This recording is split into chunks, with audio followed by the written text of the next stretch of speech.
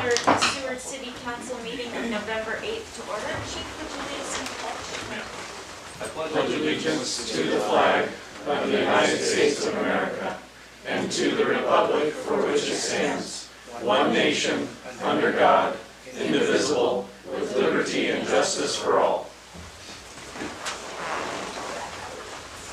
Madam Clerk, would you go ahead and call the roll, please? Tonight's roll call: McClure, Here. Osenga is excused, Calhoun, Here.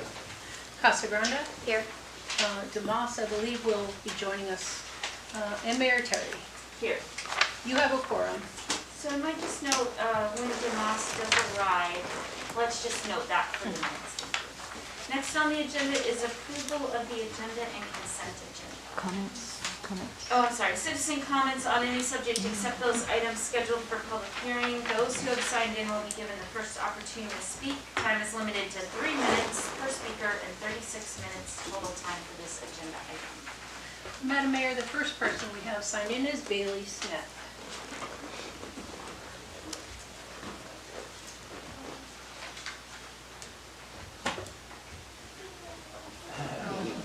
Hi, Bailey. Welcome. Oh, nice. Even a stool. There you go. That's awesome.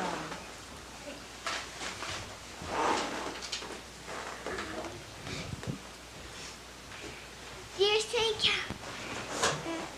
You're doing so good. You're doing awesome. You're doing so good. I feel like that when I stand there too. You're doing good, honey. Just look here. Dear City Council, this is Bailey Smith, and she is 6 years old. She picked up trash at the dinosaur park to save the environment. She saw lots of trash because the park was really, really messy. There was lots of litter because there was no trash or recycling bins at the dinosaur park. Please put trash and recycling bins at every single park because I love the environment. Thank you. Good job.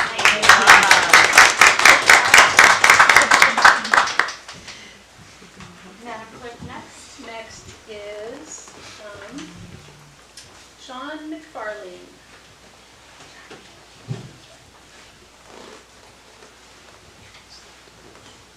Well, that's an impossible act to follow. Yeah, I just wanted to introduce myself. I'm Sean McFarlane with Moffett and Nickel in Anchorage, and we are on the agenda tonight for the IDOC proposal. And just wanted to let you know I was here, and I'm here to answer any questions you might have of our firm or our proposal. So thank you. Thank you so much. And Madam Mayor, last signed in is Tony Buckland.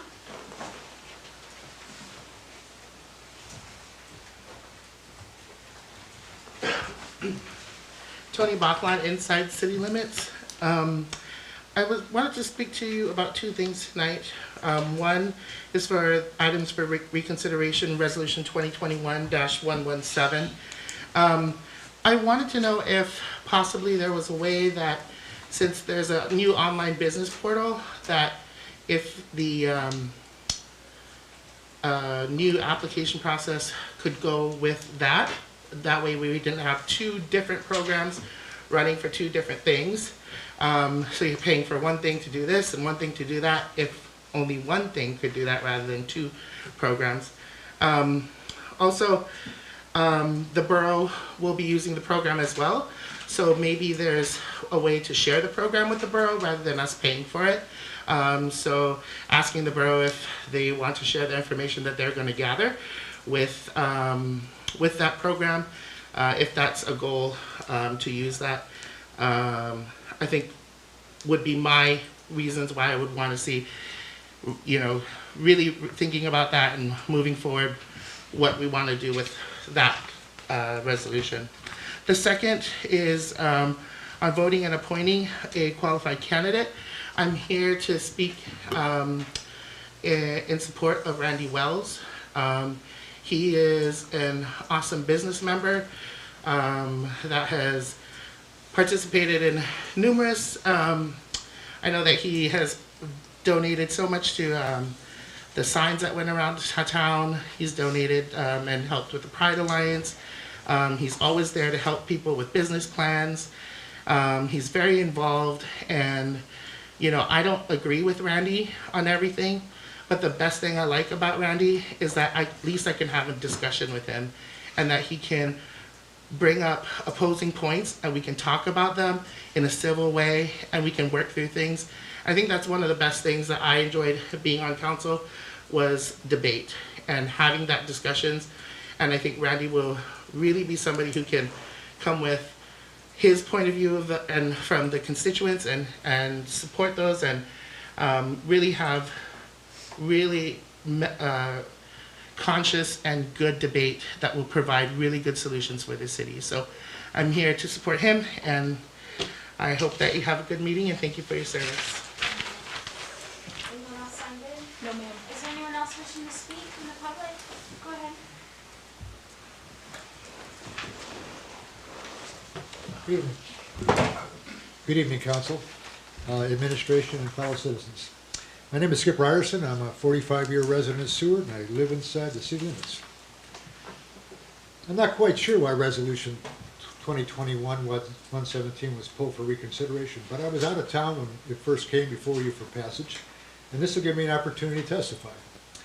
The Harmony Short-Term Rental Compliance and Registration Contract is an excellent tool to provide city administration with essentially an audit report of all of our short-term rental transactions during the year. It affords Finance Department the only means to assure the citizens of Seward that it's receiving all of its sales and bed tax from these bedding transactions, which, by the way, are in our city code and related to short-term rentals.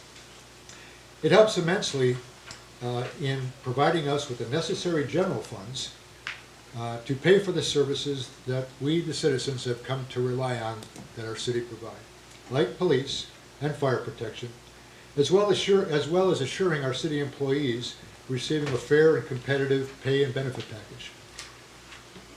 In addition, 50% of our bed taxes are shared with the Seward Chamber of Commerce to provide all of our city's visitors and business marketing services, which all of the short-term rental businesses enjoy their fruits of labor. During the past 3 years of this short-term compliance contract, I understand that Harmony has identified approximately 220 short-term rental units that rent out in the city each year. In the first year, around 70 of those were deemed to be compliant and remitting taxes. By the third year, I understand that the compliance rate is up to about 180 of the 200 or so that have been registered in the audit. Basically, this contract is not much different from the forensic utility audit, which cost us over $300,000, and that this body passed probably this past year to assure all of its ratepayers that they are being billed properly for their electrical services. The short-term compliance contract, which only costs, I understand, $6,500 a year, also now includes an online registration portal to provide better customer service for our short-term rental businesses, which will also enhance communication between all departments and help expedite the permitting process along the way. To put things further in perspective, a little research that I have done revealed that our bed and related sales taxes have increased over $200,000 since 2018 or 2019. So over the 3 years, they've increased by that much. Therefore, I respectfully request that the passage of this resolution tonight be done unanimously by all 7 council in order to send a strong and unified message to our community that we would appreciate 100% compliance by all short-term rental operators for 2022 in order to assure we receive all the sales and bed tax that our city code states so that we can adequately fund city services. Thank you for your time and unanimous passage of this resolution tonight. Thank you. Is there anyone else wishing to speak? Yes?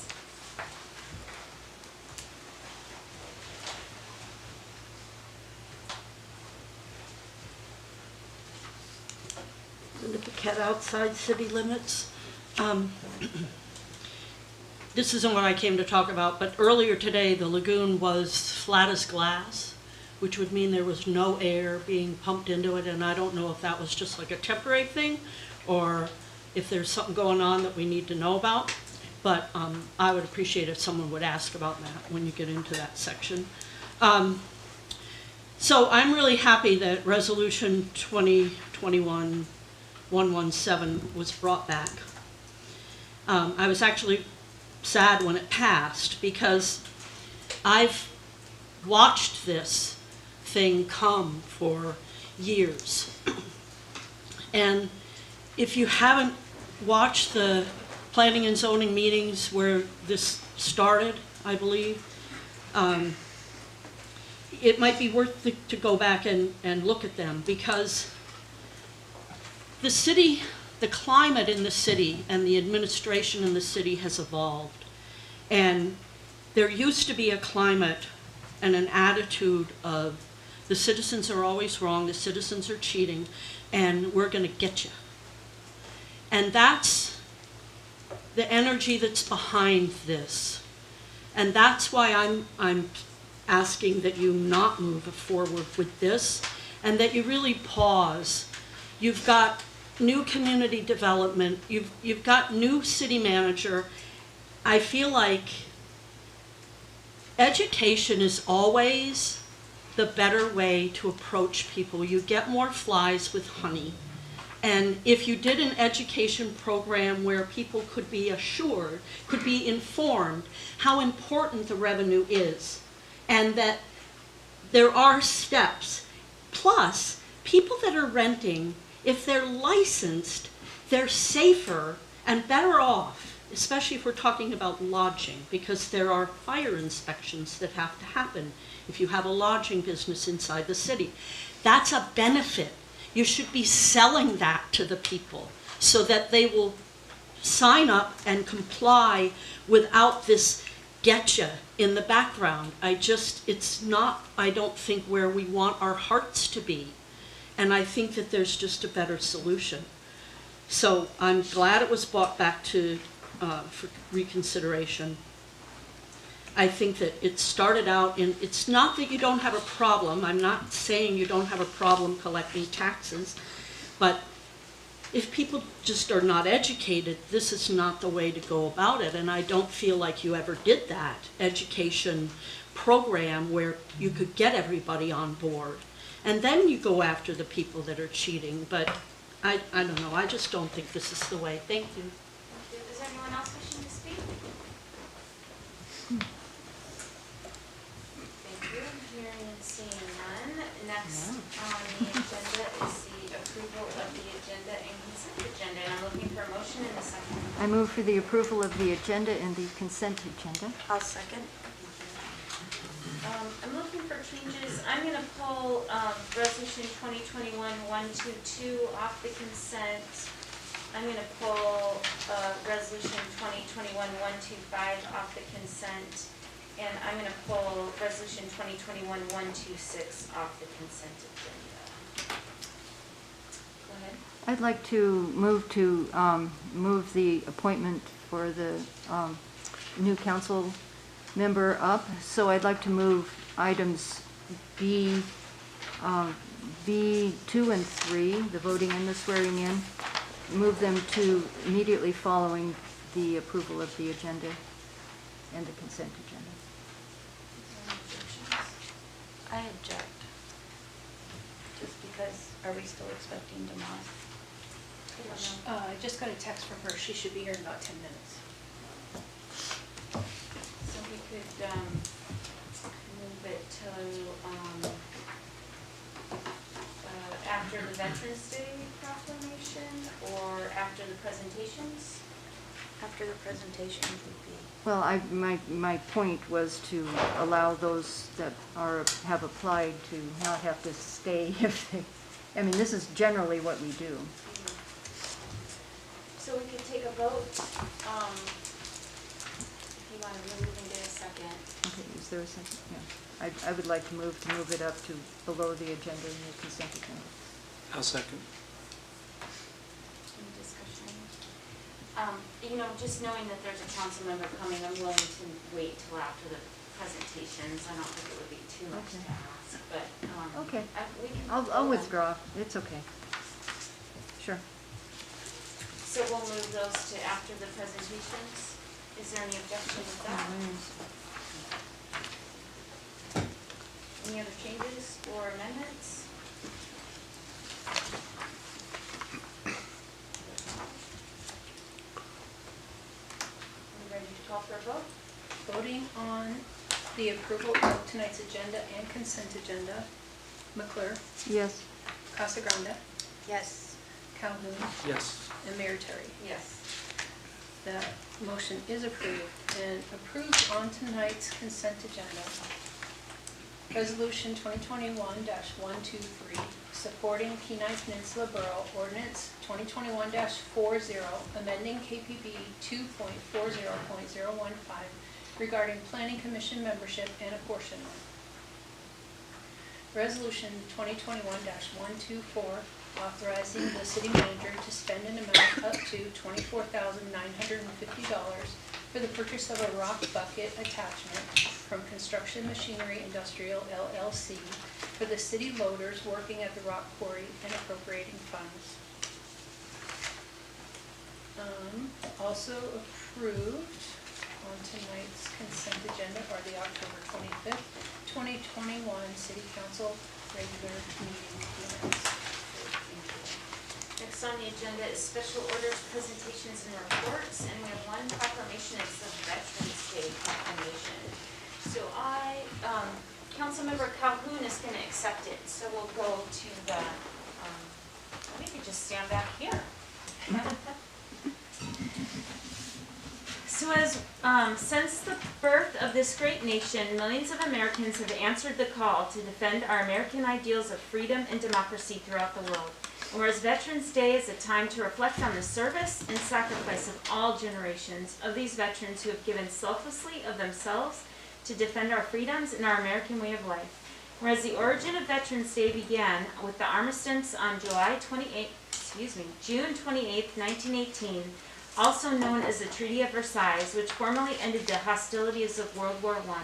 Whereas we gather on the 11th hour, on the 11th day of the 11th month, as we have every year since November 11th, 1919, to express our gratitude and appreciation for the selfless service of our veterans to preserve our rights, liberties, and privileges. Whereas our men and women in uniform have been the bearers of a proud military tradition of selfless service in both peace and war that have been passed down from generation to generation for more than 2 centuries. And whereas our community has the fundamental obligation to acknowledge the contribution, courage, and distinction in the face of adversity, the unwavering commitment to America of our veterans of all wars. And whereas it is essential that we salute those men who have fought to defend our nation, never forgetting the brave men and women who have made the ultimate sacrifice to ensure freedom for all people. And whereas on Veterans Day we pay tribute to our veterans from the humble beginnings of this great nation and their families, to honor their selfless sacrifice with a renewed determination of commitment to keep the promises we have made to all who have answered our country's call. Now therefore I, Christy Terry, Mayor of the City of Seward, do hereby proclaim November 11th, 2021 as Veterans Day, and do call upon all the citizens of Seward to honor all veterans for their enduring commitment to preserve the highest freedoms and ideals on which America was founded. And I'll give you this proclamation and I'll let you sit down and you can say a few words.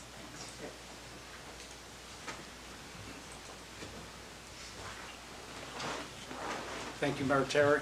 I think I speak probably for most veterans in the community. We appreciate how much support we have always gotten from Seward. It's a very patriotic community and has always supported not only the American Legion, but all of the veterans that are here. And we just appreciate that and thank all of the veterans that have served and all those that are now serving and the ones coming in the future. Thank you. Yeah, thank you.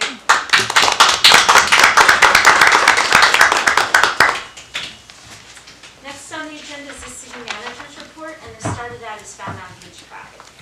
Thank you, Madam Mayor. A couple of items that I wanted to touch on regarding the infrastructure bill.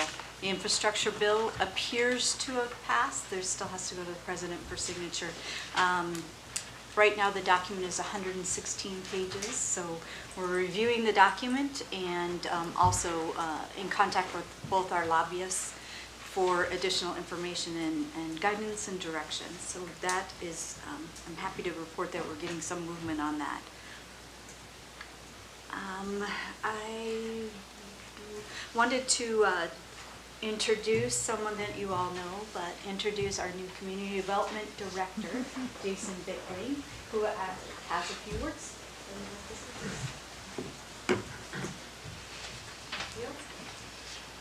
Good evening, everybody.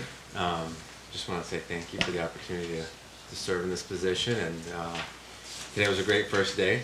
A little bit of drinking from the fire hose, but also to just really looking forward to working with our businesses and our community members, and to be a place that has really good customer service and where we search for ways to find yes as an answer to our businesses, and help them navigate kind of the difficulties and sometimes the language and all that stuff, and where we can, if we need to make changes to our language because it doesn't make sense anymore, we move in that direction. But and really promote economic development, just because we know that when our community is thriving, we all thrive. And so anyway, just looking forward to working with our community, with my new team here, I guess, and making this a great place that it is. So, yeah. The Community Development Office can be found in this building upstairs where Parks and Rec used to be. Parks and Rec are now all in the annex where Community Development used to be. And this evening, the Assistant City Manager has some. I just want to make note on the bottom of page 8, the 4th bullet point in my segment of the CMR. So City Administration's got a resolution that we've drafted.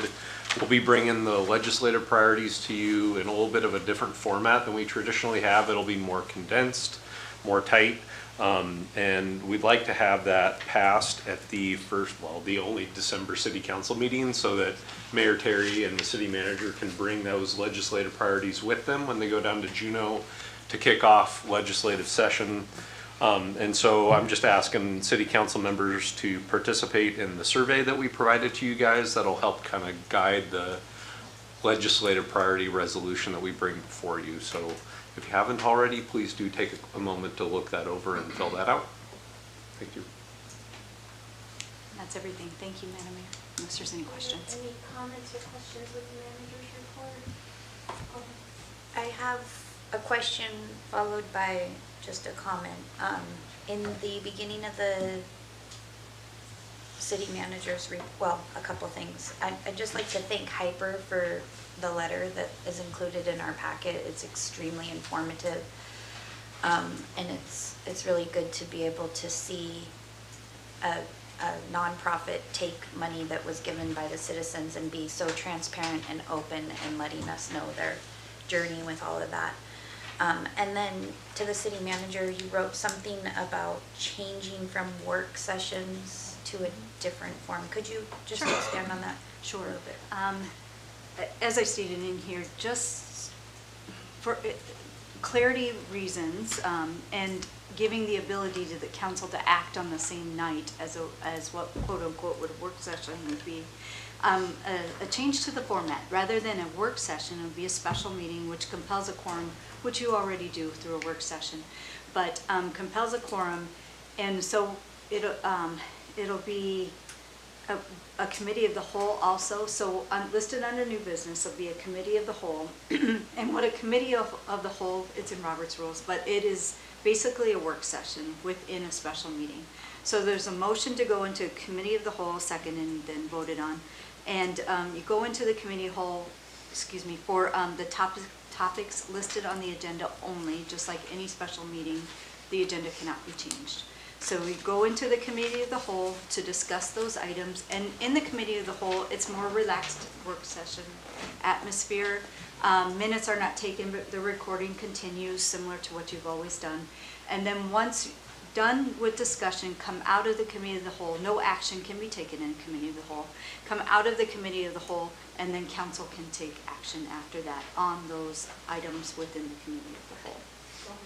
Can the citizens still speak? Yes, I would say that every meeting that citizens still, there's to be citizen comment period, absolutely. So can they speak during the committee of the whole though? Do they have to speak at the beginning or the end? Because it's a special meeting, it would still be, within the agenda, but council has the power to suspend rules, so that would be a council decision.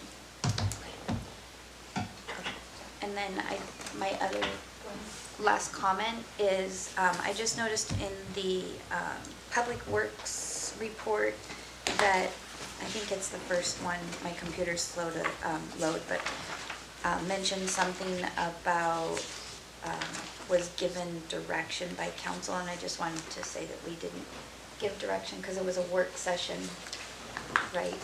Right. The only direction is to bring it back, and that would be in January. Okay, So yes, gotcha. there was not final action taken. You're correct. Yes. Okay. Thank you. Thank you. Some more questions? I have a couple I might start with. And my first question did have to do with the hyper. That was great to get an update, because I know I've been getting a lot of questions. And then when you and I spoke, sounds like there's going to be a plan to just have quarterly reports. Correct. So we know how that update's happening. Okay, I That just is wanted to correct. let council know that we'll be seeing those quarterly. And then I was hoping that at the next council meeting, somehow they could come back to us, the Juneau and DC travel. Sure. I know right now it's the city manager and the mayor traveling for both of those, but I think as a body, it might be good to discuss having additional people, at least one additional person, or maybe two for each trip travel. And then I wanted to talk about redistricting. We as a body really need to weigh in on that. At this point, I don't know if everyone has seen those updates with now we're joined in with Kodiak, which we've been joined with different groups before. Right now having Senator Machicki and Representative Carpenter, we get a lot of attention from them. I know they call and check up on us and have our best interests, and we have the ability to even be on the road system and visit them on that side of the peninsula. So, I don't know if a work session's necessary, but maybe there's some reach out we can do with other communities, and I'm guessing with all redistricting, there's usually some lawsuits that get filed, and Correct. I mean, we need to be kept in tune with that and thinking about the ramifications. So I'm not saying a work session at this point, but just if between the clerk and administration, we can be kept updated on how that moves forward. Go ahead. I just have a question. In the years that I've been here, we've been part of South Anchorage, we've been part of the rest of the peninsula, and now they're talking about making us part of Kodiak. Why are we always, does everyone get bounced around like Well, us? what happens is it depends on population. So they're Oh. joining on population. I mean, there's a few Okay. different things. You could go on a tangent, but Okay. that's some of what they're doing. Go ahead. It is also my understanding that was not the redistricting board's recommendation. That was a recommendation from another entity as well. Okay. So I guess it would be good to see what the actual, because that's Sure. what I thought. I was fine with the initial redistricting board that came out, and then subsequent information looks different than what. Okay, so maybe if we could just clarify that. Sure. And then, as updates come up from that infrastructure bill, I don't know if council could get email updates, and then if they go through the clerk, then the public would have access to those also. Any other comments or questions? This is more just a comment, and I could say this specific, but the no parking, I love that it's in our packet, but just to remind the public that 3rd, 4th, and 5th Avenues have no parking on either side of the road on different days. It's posted a lot of places, but I walked downtown last week and saw a ton of tickets. And I also wanted to thank, I know I've said this before, but these city manager reports are amazing. It really feels like you're tuning in to every single department, and they're very transparent, and it's really exciting to see all the work that the city of Seward is doing right now. So thank you.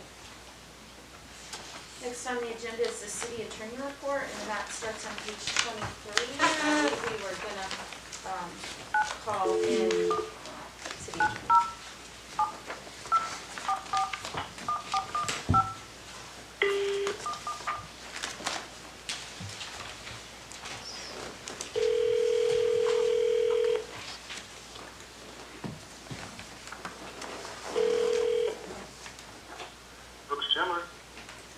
Parks, you are with City Council. Good evening, everybody. I'm going to give a report for the month of October, and some apologies for not being there in person. But somehow, both the Royals and most of love for you ended up out of town on the same day. Last month, we did a little work on a draft ordinance pertaining to utility extensions. That's still a work in progress. And we gave some advice on the RFP that was going out to begin the process of procurement for some of the major electrical upgrade projects that council approved last month. Most of our work this past month had to do with several personnel issues, of which, of course, we can't discuss much in public. There is one that is a very public matter. It's kind of in the news. It's nothing that we worked on in October, but we certainly will be working on it, I think, in the months ahead, which is the new OSHA rule on vaccinations proclaimed by President Biden with an effective date of January 4. Communities all over the state are going to be figuring out what that means for their public employees, and will certainly be helping management figure that out as well. On the planning front, a relatively minor bit of advice on trying to formalize a drainage easement, and that's still a matter that's in progress. I did finish up my initial bite of the recodification project, although it's titled now. So that's sort of back in the hands of the departments. And also in the past month, did some review on existing agreements with the Sea Life Center and Alaska Department of Fish and Game, something that I probably should have done quite a while ago, but management did want our take on them. I had never looked at them since becoming the city attorney, but they're fairly significant relationships. So we'll get the manager and assistant manager up to speed on what those documents need. And then did some work on a issue pertaining to the sales tax code and allocating 1% of sales tax proceeds for hospital purposes. It's been a part of the history of the community for a while, and we looked at some of the legal ramifications of the wording and how that came to be and what it might mean for the future. Did look at a proposed sublease for the port, and had another port lease project on my plate that has yet to be done that pertains to some changes with the lease with the shellfish operation. So that sums up the activities of last month, and happy to take questions. Are there any questions for the city attorney? No, thank you for attending telephonically tonight, and we appreciate your report, sir. Will we see you at AML at all? No, I am not going to be back in the state during AML. Well, we'll give you the update on how it goes. Thanks again for being here tonight. Yes, you're welcome. Have a good night. Bye-bye. Other reports, announcements, we have none. Presentations, the first one is Community Recreation and Ice Rink Facility presentation by Gregory Haas. Welcome. That's found on page 25. Good evening, my name is Gregory Haas, and I'm a on and off resident here in Seward. I originally lived here from 2008 to 11, and having just retired from the Coast Guard, we're excited to make this our long-term home now that I've joined the veteran status, and appreciate what your proclamation earlier for the veterans of Seward. Over the years, I've had a chance to live in numerous Alaska communities, and one thing that I believe I've learned from living in those communities ties them together as a community recreational facility. one that allows the different generations to coexist, one that facilitates and acknowledges the difficult climate in the wintertime, gives us a space to come together and celebrate our community that are here year-round, and with emphasizing that while also acknowledging that there's tremendous opportunity for the economic growth of what a recreational facility can represent for the community. When I first asked to come and present on this, my hope was to inspire a feasibility study. And from what I've understood, there is one tracking for next budget year. So what I'd like to also talk about is the research that I've done on what a feasibility study represents in the realm of recreational facilities. I have worked with 3 national consultants, asking them for what they have done at other communities nationwide in terms of the focus that they have provided back to communities and private consultants who have hired them out. One of which has passed, declined to submit a bid. I've looked over 2 other feasibility studies, and I included that in some notes here on the second page. And really what I want to showcase is that with sufficient funding, we as the residents, as the community, maintain control over the services and the knowledge that we gain. There is a sufficient level of competition amongst being a consultant of the recreational community, and the history is there to see what they have produced for other communities and see how that has helped them achieve their goals or to lead to lessons learned so communities don't make the same mistakes. So the 2 that I have I've just shared purely for educational perspective is recognizing that the connection with the community is a centerpiece. Recognizing that folks' motivations, their vision, their opinions can all be heard through an unbiased third party, one that has the experience to document, to track, to rationalize, to help collect that information in a way that really brings things together to help make the right decision in the long term.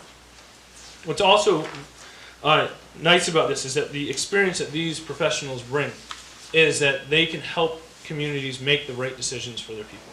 So once they gather all that information, they have a direct relationship with so many of the grants, so many of the success stories that are out there to make sure that those burdens don't fall onto communities, the long-term risks that have hindered other communities here in Alaska as well as outside when they have gotten too far ahead of themselves for what their vision was. So you can see that it basically comes down to the inclusion of an architect or not when we look at the overall budget. The 2 of them push between roughly $50,000 for scoping what would help us figure out the right size facility and the right resources. And then with the potential inclusion of an architect can really drive forward with what a design would look like based off of what the community feels is appropriate. Once we have that in hand and coupled with the support of City Council and of the community, that's where the grants, the available funding out there. There are tremendous resources out there for wellness initiatives, for capital improvements, for sustaining growth for communities, for youth, for the folks that are at need. And that's really what they can help us achieve and accomplish in a way that is a good, clean process, in a way that helps us grow potentially a generational impact on our residents and on our community. I'm speaking to it, and it was fun because I watched the recent election process and I saw so much motivation towards what can we do to help Seward continue to evolve.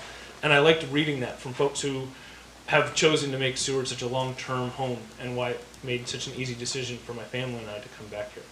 And so that's where I'm pretty excited about seeing what the feasibility study can do for us in the long term. I personally know of having been active in Kodiak, the ice hockey and skating community there, in Homer, connecting with folks in Kenai. I have a lot of personal experience around what has made the successes in those communities, but also seeing how much other communities want to help invest in what we're doing to grow. So while the beauty of this is that we can focus in on what our neighbors and our friends are ambitious for, there are a lot of resources outside of Seward that are ready to help invest and grow based around a recreational facility, something that we have the viability and the potential for. I'm also open to taking questions if that is possible or not. But I wanted to highlight that in those communities we've seen those successes. We've seen where the children growing up, whether it was in Kodiak, much weather-wise, climate-wise, similar to Seward, seen some of the lessons learned of different style facilities, and I've had a chance to be a part of this initiative strongly and closely for the last 3 years. And I know a lot of the history immediately, and I've done a lot of history on how the borough has funded and supported rinks in different locations around the peninsula. And so you see that ultimately we've got a good, for a maritime metaphor, we've got a lot of ebb and flow of the effort here within the city to help get the right size recreational facility for where we're going. But ultimately, the notion of the tide works for me best mentally because it can help us grow all parts of this community. The folks that need places to go, the teachers that tell me stories about how they have parents asking where can their kids go in the afternoon, the elders of our community that need a place to not just be physically active but also socially active, the places for families that see the weather as a limitation to living here in Seward, to find out that there are great resources to spend time being active. So those are a lot of the reasons that drive me. But probably one of the most emotional ones for me was that I was part of my daughters skated for a number of years in some hockey programs around the country, and they enjoyed the level of competition and the social side, and I think that was fun for me. And I didn't play hockey, I didn't know the sport at all until my 13-year-old and my 11-year-old were getting involved in it. So I had a hard time giving up our jerseys recently when we were moving into our place and getting settled in. And so my wife said, you gotta, let's put them down, you can use it, and let's donate them. So that's kind of bittersweet for me. But it wasn't a week later that my wife was working in the elementary school, and she saw one of the hockey jerseys on a young boy, and she knows some of his circumstances, and knows that he was wearing a jersey, and it's not an NHL jersey, it's just something from a Northern Virginia hockey club. And he was wearing it with such pride, and he was saying, I want to be a hockey player, I want to get out there. And it's not hard to figure out the kind of life he's living without that kind of facility, and where and what we can help provide for folks who have maybe some lower income, some challenges in the wintertime. But that kind of community facility, one is truly a resource to be excited about. It's the potential to be a service to the community. I've done a lot of the numbers. I have an engineering background, and I look at this as a process, not as something that I want to be passionate about, because I want to coach little 10-year-olds out there, teaching them how to skate. I want to be active with the youth of the community. But I also see it as a process that we can take and listen to people's opinions and vision for what is right, and we can be inclusive for all of that. And that's got me pretty darn excited for picking Seward as a place that my kids are going to grow up, and I'm going to continue to be a part of the community in as many different ways as I can, as I'm growing out of the service and into what we have here in Seward. So the reality is that there's going to be some costs, some things to learn, but I want to let you all know I'm grateful that you have emphasized and prioritized the feasibility study as that true first domino that can help us make sure we're doing right with the resources we have, and that also amplifies the ability to get access to the monies and the grants to make those realities come forward in a way that doesn't put tremendous risk on our community. So I look forward to being a part of that process. I look forward to talking to people, getting to know folks, and making sure that we get the right folks who have that experience to give them a chance to be a part of it. That is all I have. Thank you very much. Are there any questions for the speaker? I think there'll probably be lots of questions in the future, but thank you for your time today. Thank you all. Next on the agenda is the Public Works Oil and Hazardous Subsistence Spill presentation by Chris Bell from R&M Engineering. It starts on page 28, and then we also have a laydown. Welcome. Thank you. So I'm Chris Bell with R&M Consultants. We were hired by Seward Public Works to investigate the City of Seward shop. The shop has been there for quite a few years. Best we can tell, it was built somewhere in the late 60s. And has been used as a shop in some way since then, involving what you would expect, handling petroleum and other substances. Is there a way to, one more? Thank you. And over that time, I'm sure all of us know from talking to our grandfathers and others that handling of those kind of substances has changed drastically from the 60s to now. You may have changed oil in the 60s and you have poured it to control dust in your driveway, whereas now you're not so likely to do that for environmental reasons. And those practices in the past have often ended up in environmental liabilities to places that were doing that with any frequency. And these studies came about from the Seward looking at transferring the property or selling it to move to a new location. Next slide, please. So we were hired to do a phase 1 environmental site assessment and a limited site investigation. They were performed concurrently based on looking at the past use of that facility. We figured a phase 1 would end up saying go investigate it. So instead of doing 2 things separately for extra cost, we did them concurrently. A phase 1 is usually done when you're trying to sell commercial property. It gives whoever's buying it and whoever's selling it some assurance that there is or isn't an environmental condition. A phase 1 typically would either say go do a limited site investigation or don't. So we did them concurrently because we figured it was going to go that route anyway. Next slide, please. So the phase 1 is mainly a desktop study with a site visit. But there's no sampling, none of that. It's just historical record review, largely.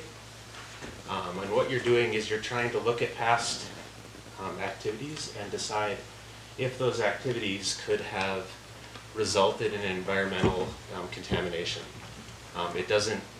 It's not really proving a positive, but it could prove a negative. The result of the phase 1, we identified 7 environmental conditions or potential ones. Mainly around fuel storage tanks, equipment maintenance, and equipment storage. We only investigated 1 through 6 of those 7 as part of the limited site investigation because the 7th resulted from drums that are stored on site that didn't appear to have actually leaked but have the potential to do so in the future. So that could be dealt with simply by some housekeeping procedures. Next slide, please.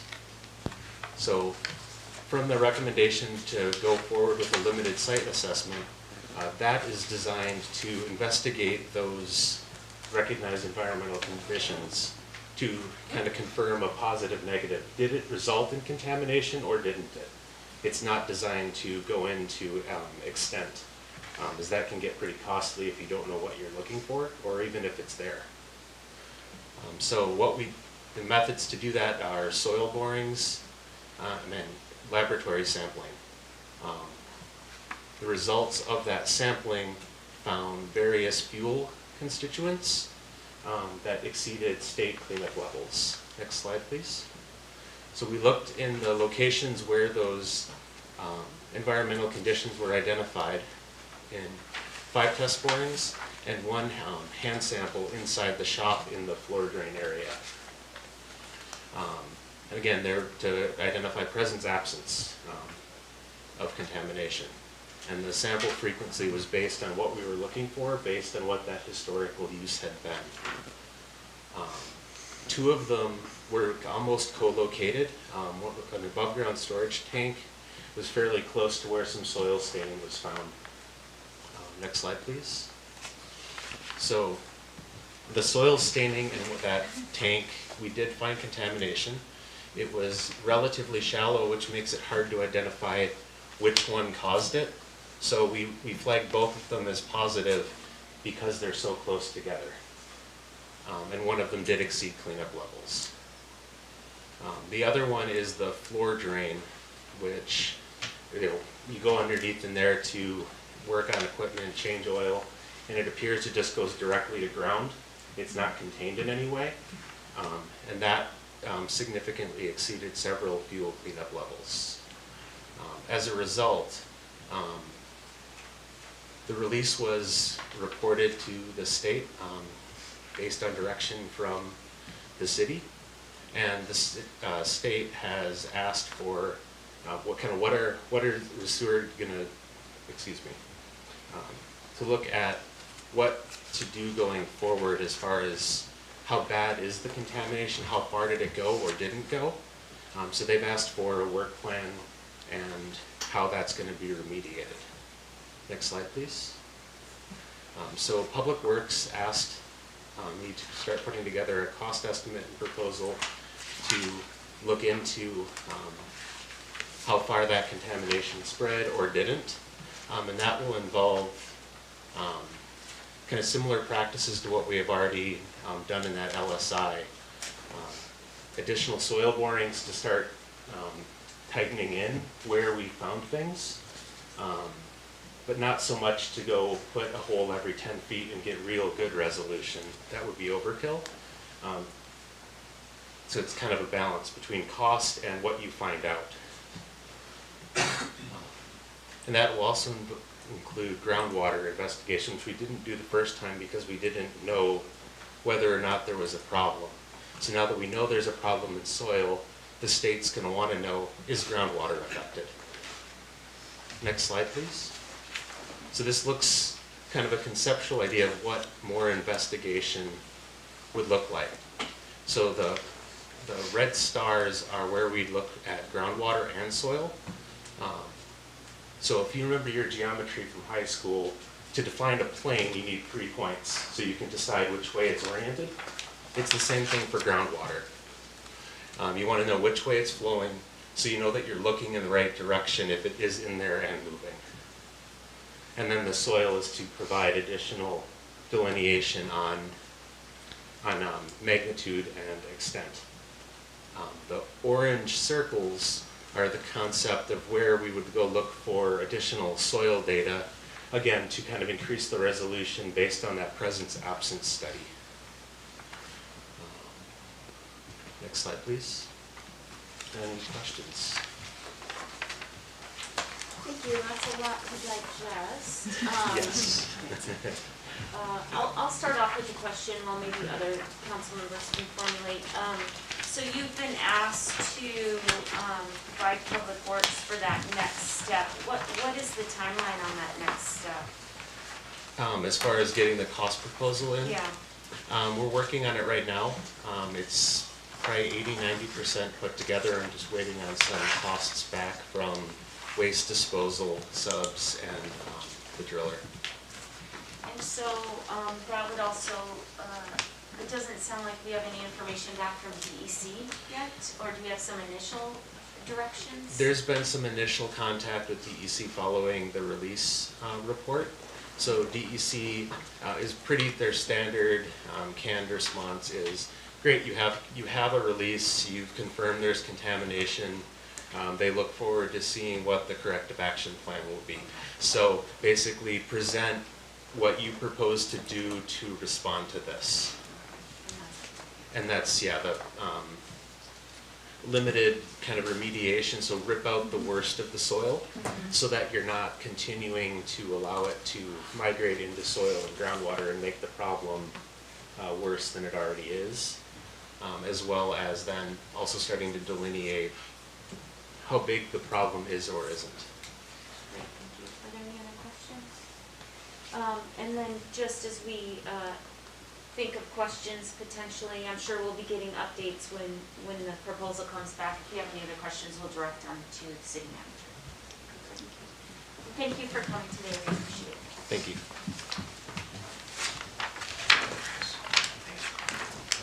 And now, thank you, Council Member DeMoss. I know traveling on the same day is tough. We did move, vote and appoint a qualified candidate to fill the council vacancy with a term to expire October 2022 under other new business to this time on the agenda.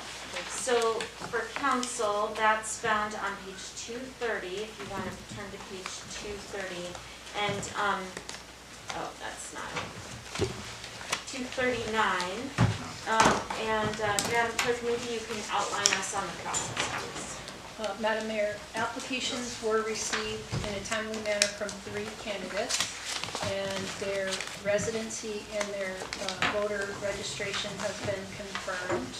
The 3 candidates that applied are Randy C. Wells, Arthur Robert Thomas, and Brad Snowden.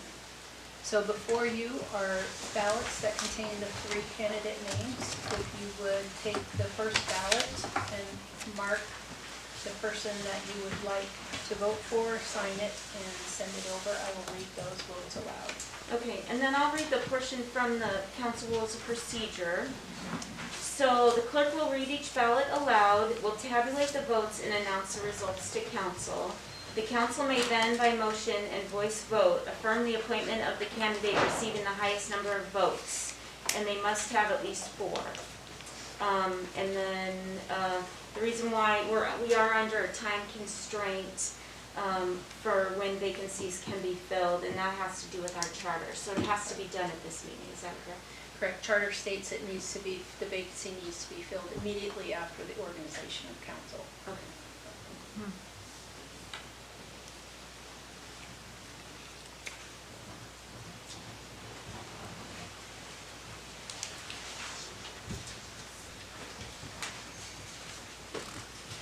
Sorry.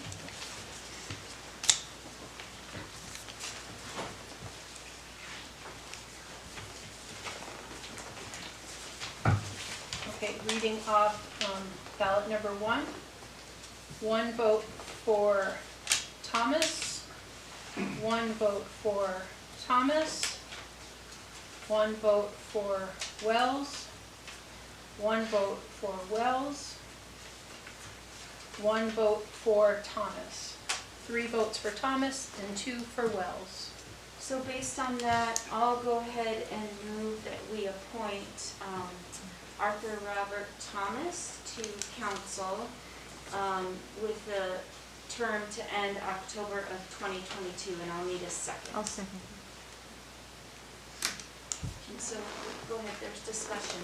I'm just confused on what you just read. Yep. Didn't you say it had to be 4 votes? This Well, vote this has to be 4.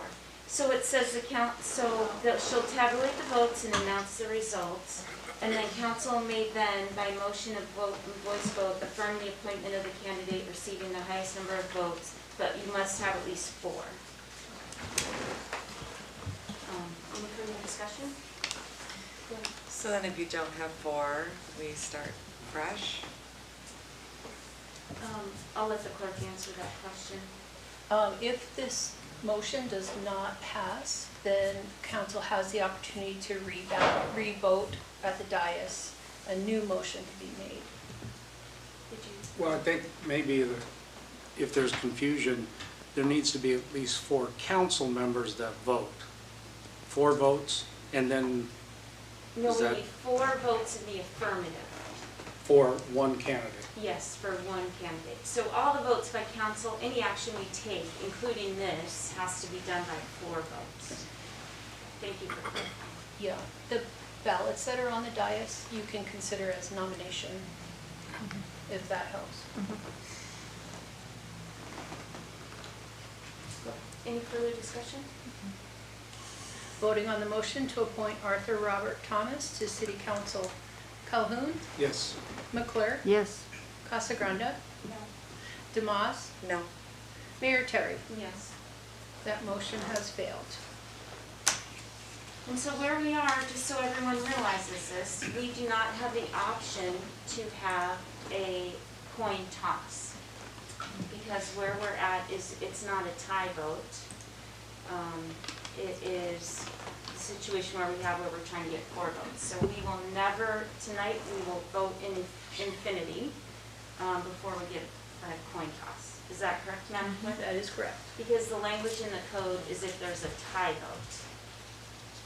That is correct. So now we can cast another set of ballots.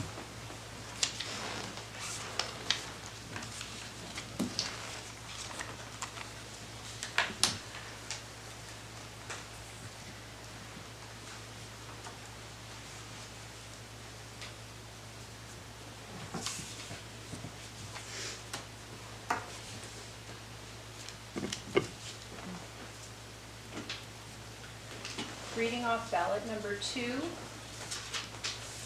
1 vote for Thomas. 1 vote for Wells. 1 vote for Thomas. 1 vote for Wells. 1 vote for Thomas. That is 2 for Wells, 3 for Thomas. So now again, with the rules of procedure, I'll make a motion to appoint Arthur Robert Thomas to the vacant council position. And I'll second it. And now is there any discussion?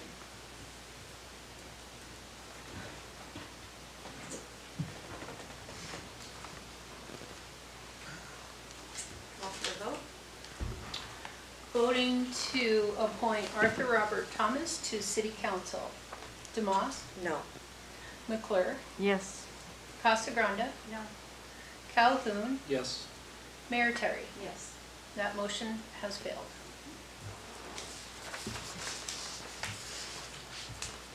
So we will do this again.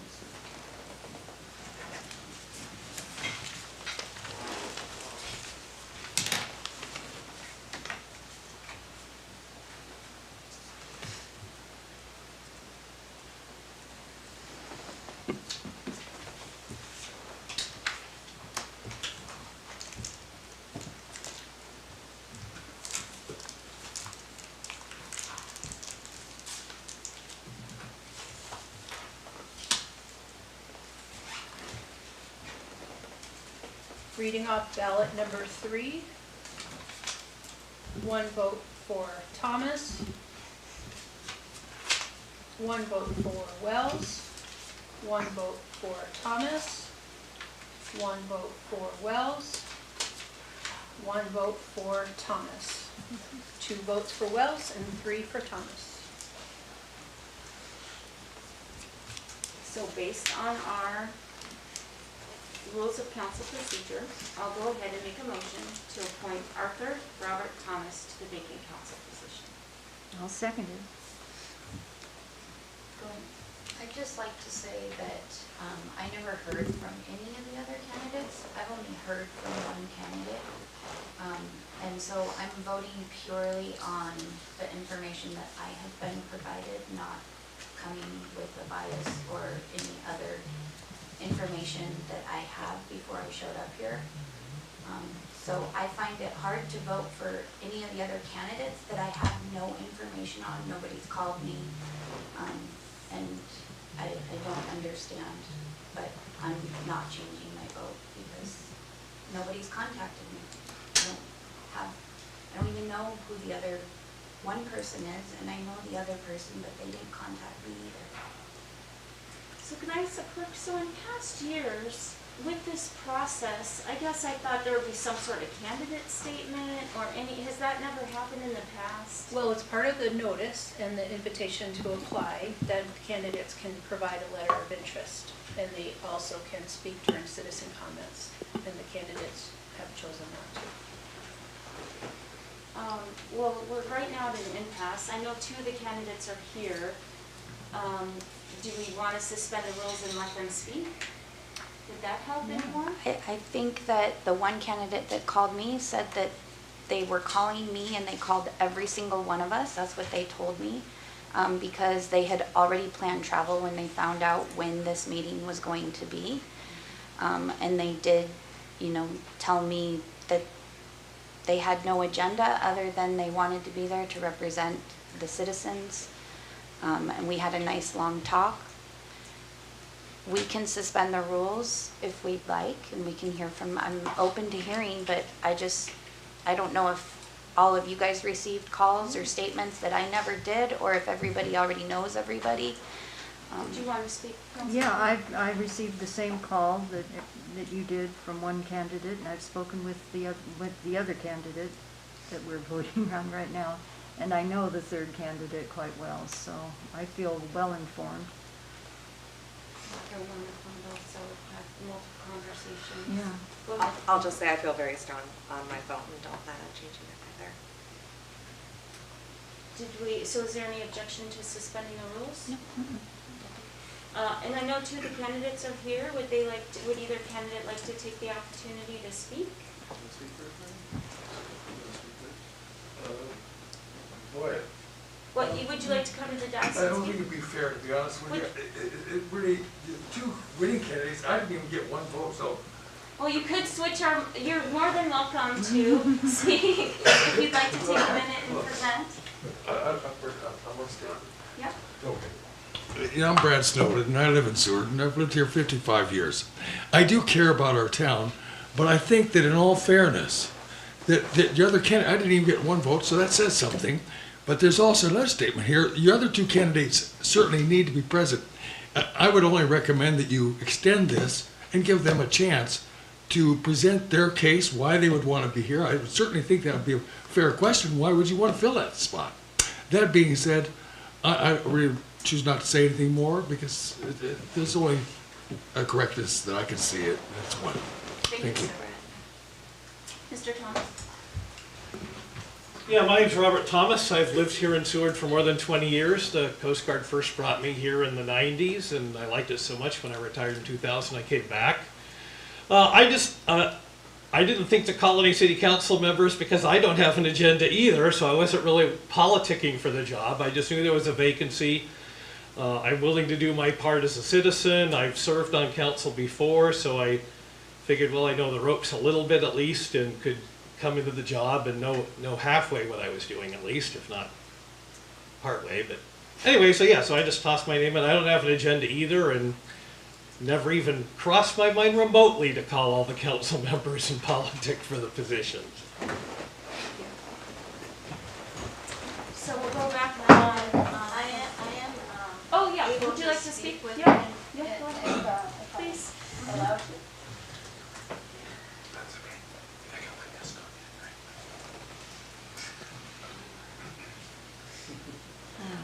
We're stage fright than that little girl that was here earlier, so please bear with me. You're doing great already. My name is Jennifer Wells. I live in the city limits. I'm here on behalf of my partner and my husband, Randy Wells. And his interest in city council is, we moved here with the intent of being part of this community. This is our home. And I, with my husband's background in, sorry, the chairs. You're doing fine. With my husband's background and his interest in politics, our daughter actually graduated from University of Oregon with a poli-sci degree. So he enjoys the engagement of debate. Also, he is a very well-spoken person, very opposite of me. He's very diplomatic. He knows his position, and he can speak about it very specifically. He isn't here today because he's out of town with our son. This was an arrangement that he made after the election. So he's very sorry not to be able to be here at this time.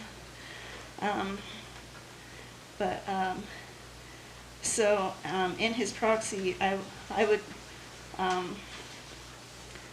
like for each of you to evaluate who your current applicants are. And should he be elected in the position of the city council, that each of you keep in mind that Randy is committed and is very proud to be a part of this community. He has a very broad range of backgrounds, so he feels like he can make a positive impact and weigh a lot of different points of view appropriately.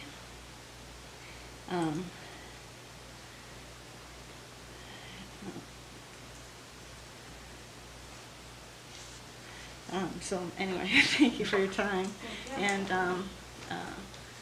I appreciate all your service and civic duty. Thank you. That will go back on. So right now we have a motion on the floor, and that's in the positive for appointing Robert Thomas as, correct? Correct.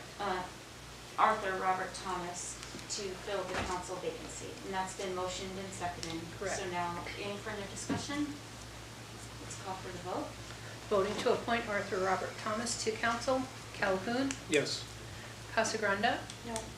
McClure? Yes. Demas? No. Mayor Terry? Yes. That motion has failed. Now we are back to the ballots.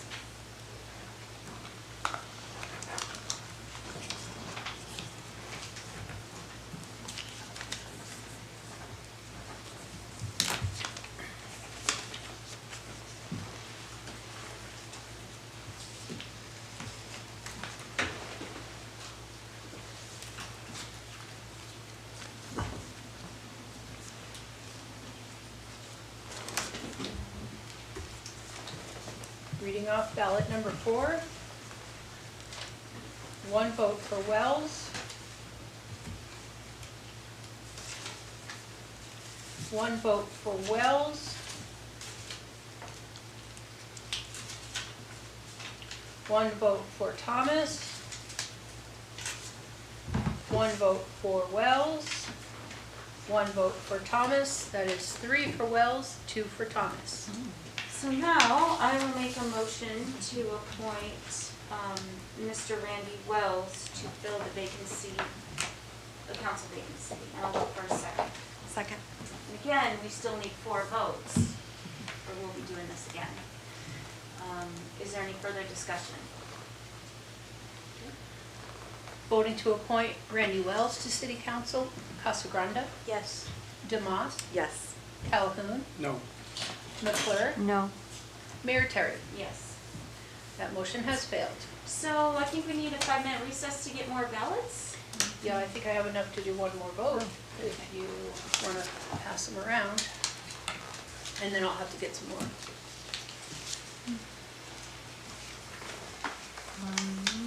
One more. Oh. Okay, recess, please. Okay, so we're gonna recess for 5 minutes till 8:17.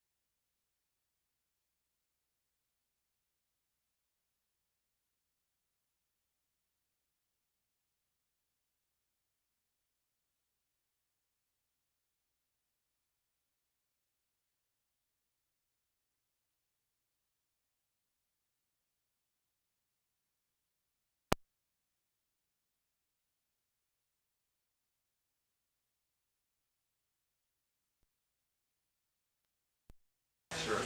So I'll call the meeting back from recess. We are still voting on, vote on a qualified candidate, and we are on the ballot portion. So if everyone could review your ballot, circle your candidate, sign it, and you'll turn it in for the clerk to read them out loud. The high vote getter, I will again make a motion and look for a second, and we will vote on the appointments. Reading ballot number 5, 1 vote for Wells, 1 vote for Wells, 1 vote for Wells, 1 vote for Wells, 1 vote for Thomas. That's 4 for Wells, 1 for Thomas. So I will make a motion to approve Randy Wells for the vacant council seat. I'll second. Oh, sorry, go ahead. With the term ending October 2022. I'll second it. And then is there any further discussion? Madam Clerk? Yep. Go ahead. Just one thing, I know that nobody wanted this to go on all night, but for a one-year seat, I just felt that somebody that had council experience already would make a smoother transition. And decisions that I make, I want people to know are never personal. So I don't want anybody to take that personally. But I'm also not totally convinced that there's not some type of an agenda at work, so. That's all I have to say. Thank you. Any further comments? Well, Go ahead. just with that being said, I appreciate the people that stepped forward to give it a shot. And, we should move on. Any further comments? Madam Clerk, I think we're ready to call for a vote. Voting on the motion to appoint Randy Wells to council, McClure, Yes. Casagrande, Yes. Demas, Yes. Calhoun, No.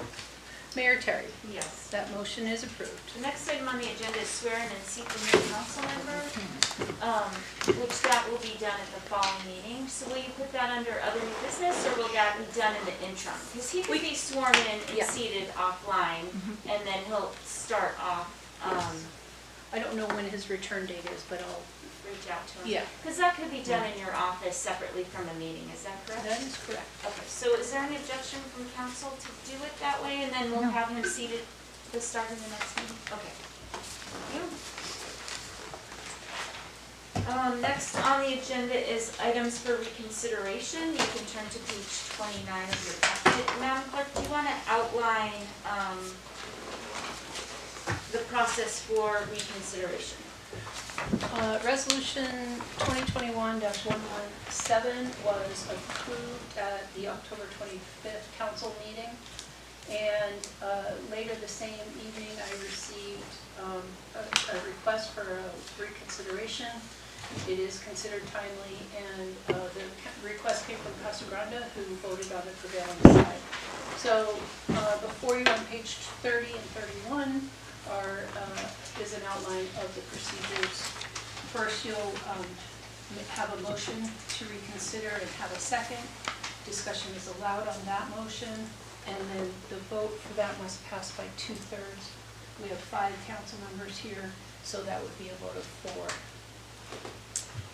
So is there a motion? I'll make a motion to bring resolution 2021-117 back for reconsideration. I'll second. Second, thank you. Discussion items, and the discussion is solely on the reconsideration. Go ahead. Absolutely. So I brought this back for reconsideration, not because I have an agenda. I think it's great to enforce nightly lodging and make sure that people are paying their taxes. I'm not sure that this software actually pays or tracks revenue. I think it just tracks people that are illegally operating. And so that was a question that was never answered, and I'd like that answered. If this is able to come back for reconsideration, I think this is a good discussion, and I'm not fully attached to this getting back for reconsideration.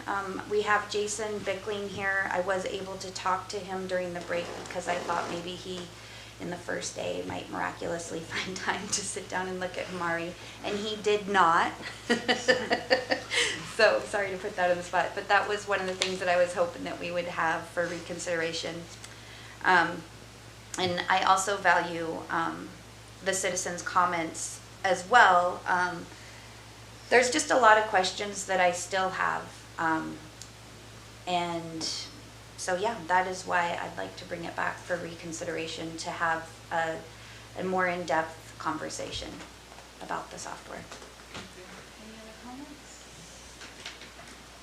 Okay. So just to remind folks, voting yay in the positive is to approve the motion to come back to the table for reconsideration. A no vote is against reconsideration, and if it's not reconsidered, then it will stay as approved. That is correct. Madam Clerk, do you want to call for the vote? Voting on the motion to reconsider Resolution 2021-117, McClure, No. Calhoun, No. Casagrande, Yes. Demas, Yes. Mayor Terry. No. That motion has failed. So Resolution 2021-117 stands as approved. Correct. As it was approved October 25th. Okay, thank you. Next on the agenda is new business items, Resolution 2021-122. Madam Clerk, if you could read the title into the minutes.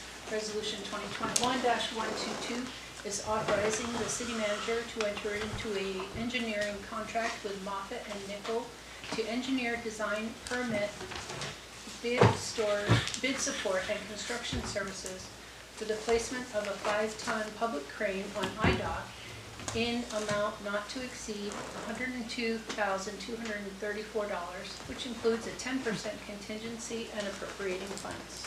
Thank you, and I'm looking for a motion and a second. I'll move for the approval of Resolution 2021-122. I'll second. And it looks like Norm is ready to talk about it. Good evening, Council. So we brought this forward because of course, of the infrastructure money that we might be getting, and city manager, we talked about got to be shovel ready. So this was already, report was already done by Moffitt Nickel. So instead of reinventing the wheels, going with somebody else, we went back with Moffitt Nickel to come back and give us, you know, a bid to design it, permitting, everything, getting ready to go out to bid. So that's why we're bringing it before you. Hopefully, we do get the infrastructure money, we can move forward. And then there was a question that was brought up about funding, and Sam here too, or Madam Mayor, do you want me to? Go ahead, we'll let the city manager talk about it. So under funding, the Harbor Undesignated Reserves account is what is cited for funding. So I wonder if you could talk about the current balance in that account and what that's looking like. Madam Mayor, in a previous resolution, it was reported that the unassigned fund balance had a balance of $5.8 million roughly. It actually did not at that time. From the CAFR, the unrestricted amount of the unassigned fund balance was $1.8 million. So there is the fund at the end of the year projected to be in the red. Prior to the two agenda items this evening, it'll be $585,000 in the red. So that's what's going on with the funding. I do agree with Norm that our goal is to get the project shovel ready, and spending the engineering funding on this would bring it to that place. I would add that there, I don't know, is a chance, and I don't like to talk about funding like if there is a chance. That's not the greatest way to talk about financial information, but that revenues will be over what we projected to make at least a portion of the deficit. I would not count on the whole deficit being made up, however. And, Go ahead. and I know that, so, you know, my other project, UK Outflow, we have a contingency. So if we don't use that funding could be used to pay for this prior to any infrastructure money coming. So, knock on wood, we don't get to use it contingency. We didn't use it on our last couple projects, but it's there just for emergencies. But if we don't use it, it could be used to fund this design for Moffett Nickel.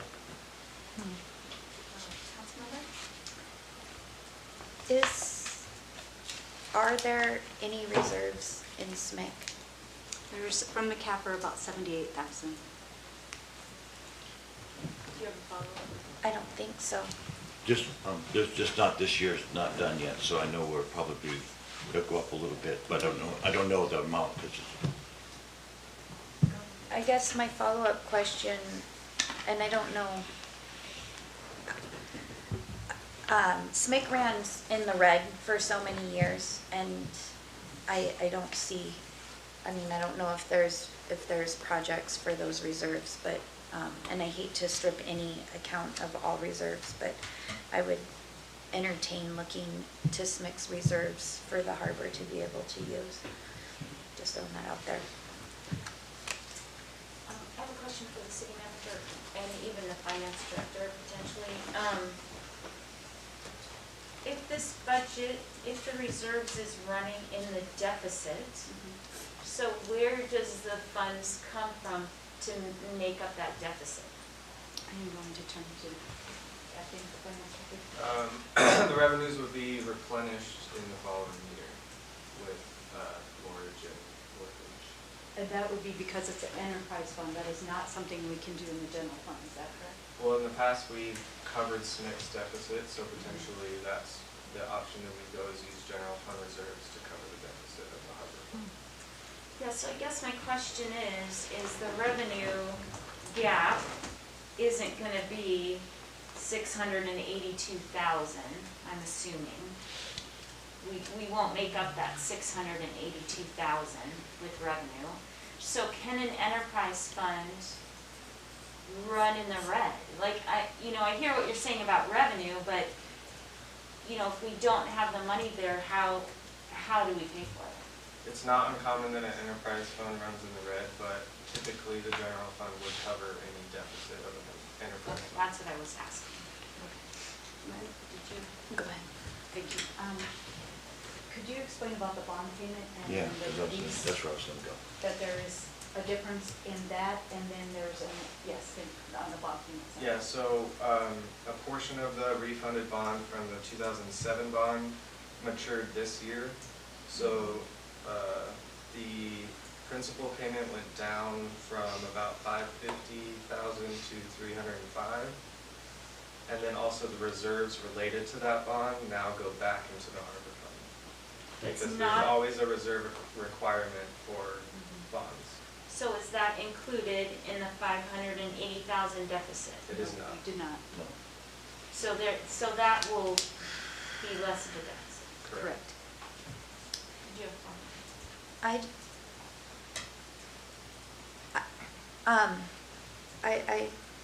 I just don't understand. I'm confused why we wouldn't create a loan from like the motor pool or create a loan that we know can get paid back so we can track it to make sure that nothing's going in the red, because we have other places. And I do understand what you explained about how when an enterprise fund runs in the red, the general fund covers that, and that's what I don't want to see, just because we did that for SMIC for so many years. Well, and also I might say that this is new information that was discovered, so I'm not, I think if this was being done 2 weeks ago, maybe a different solution would, but In a perfect world, yes, we would borrow from the motor pool, but considering that a big chunk of the animal shelter was borrowed from the motor pool as well as the purchase of 4 police vehicles, there's not a lot of wiggle room in the motor pool to cover that deficit. And also, we don't know the true amounts because it'll be at the end of the year where we would know if there's excess revenue over expenses. And then at that time, the release of the bond money. So then we would know the actuals at that time. So I'll just say I'm very torn because I was on PACCAB for I think 4 years, and this was a project that was pushed forward every year. There's a lot of, I mean, we've had work session after work session where this was requested over and over again by harbor users. But I also, you know, we're just not really solid on the fiscal part of it. Go ahead. Just, if I can just ask for clarification, so this 102 plus the 129 does not, just the engineering alone does not put the harbor reserves, or the harbor in the red, but continuing with these projects does? So we continue, if we're hoping that the infrastructure money, that would pay for the construction. We just need to get it shovel ready, so when the funds do get here, we can dedicate those funds, or council can dedicate those funds to these projects that are shovel ready to go, and then they can go out to bid and get these things moving. So can I see, so your question was the harbor enterprise fund is already in the red, is that your question? And then these two things have it go further in the deficit. Okay. That is correct. Is that correct? Is that what you were asking? Yes, thank you. Is there any other discussion? I have a quick housekeeping motion while people mull things over. The second whereas, I move to strike small, and I'll look for a second. I'll second that. Just, I think this was from the last time there was a crane put across the bay, so we call it our boat harbor, not our small boat harbor. I apologize for that. No, that's error. fine. We can take care of it this way. So if there's no discussion, we'll just call for a vote on that. Voting on the amendment to strike the word small from the second whereas. Casagrande? Yes. McClure? Yes. Calhoun? Yes. Demas? Yes. Mayor Terry? Yes. That amendment is approved. Bless them.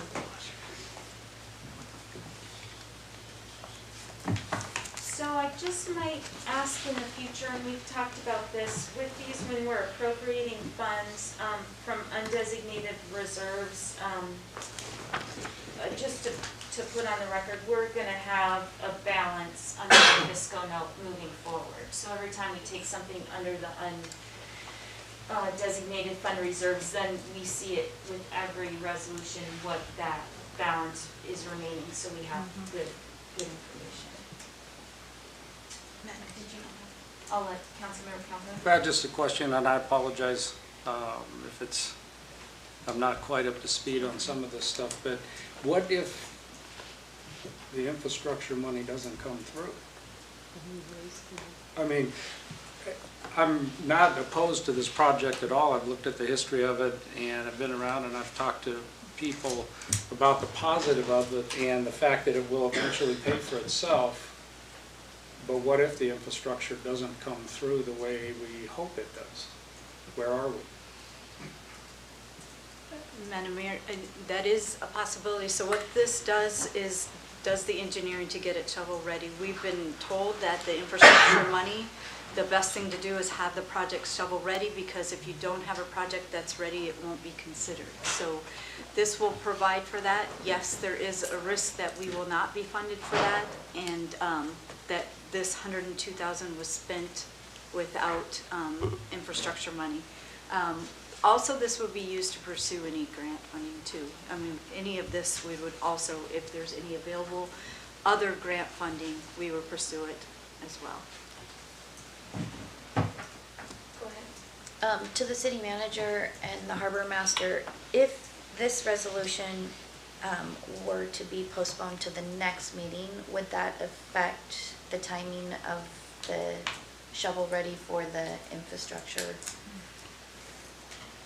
I don't, whenever if the president signs the bill, we don't know, it's got to be passed through the state to the city, so I'm not sure the time frame. Right. I don't think, I think that all of the regulations and everything haven't been fully written on it, so I think we do have a little bit of time. I don't know what it affects you though on the bidding and the other processes. Right, but so the engineer's here, he can tell you the time frame. I don't have it in front of me on what it would take to get 100% drawings ready to go out to bid. I think it's 3 months, 4 months. We were anticipating rush through the holidays to get it ready by end of March, and you wanted to get it done by, out to bid and awarded by end of May in order to take advantage of a nationwide permit that expires nationwide. It's a program that expires and would allow you to have a streamlined permitting process for replacing the small number of piles that you have at IDOT. So we've been using that to back everything up. And so we put an appropriate level of rush based on a notice to proceed in mid-November. Any further discussion?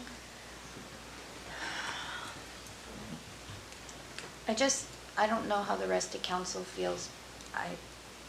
I'm really, really torn right now because this IDOC was something that I've never seen this chamber fill up more than the night that it got pushed down again, and it was heartbreaking.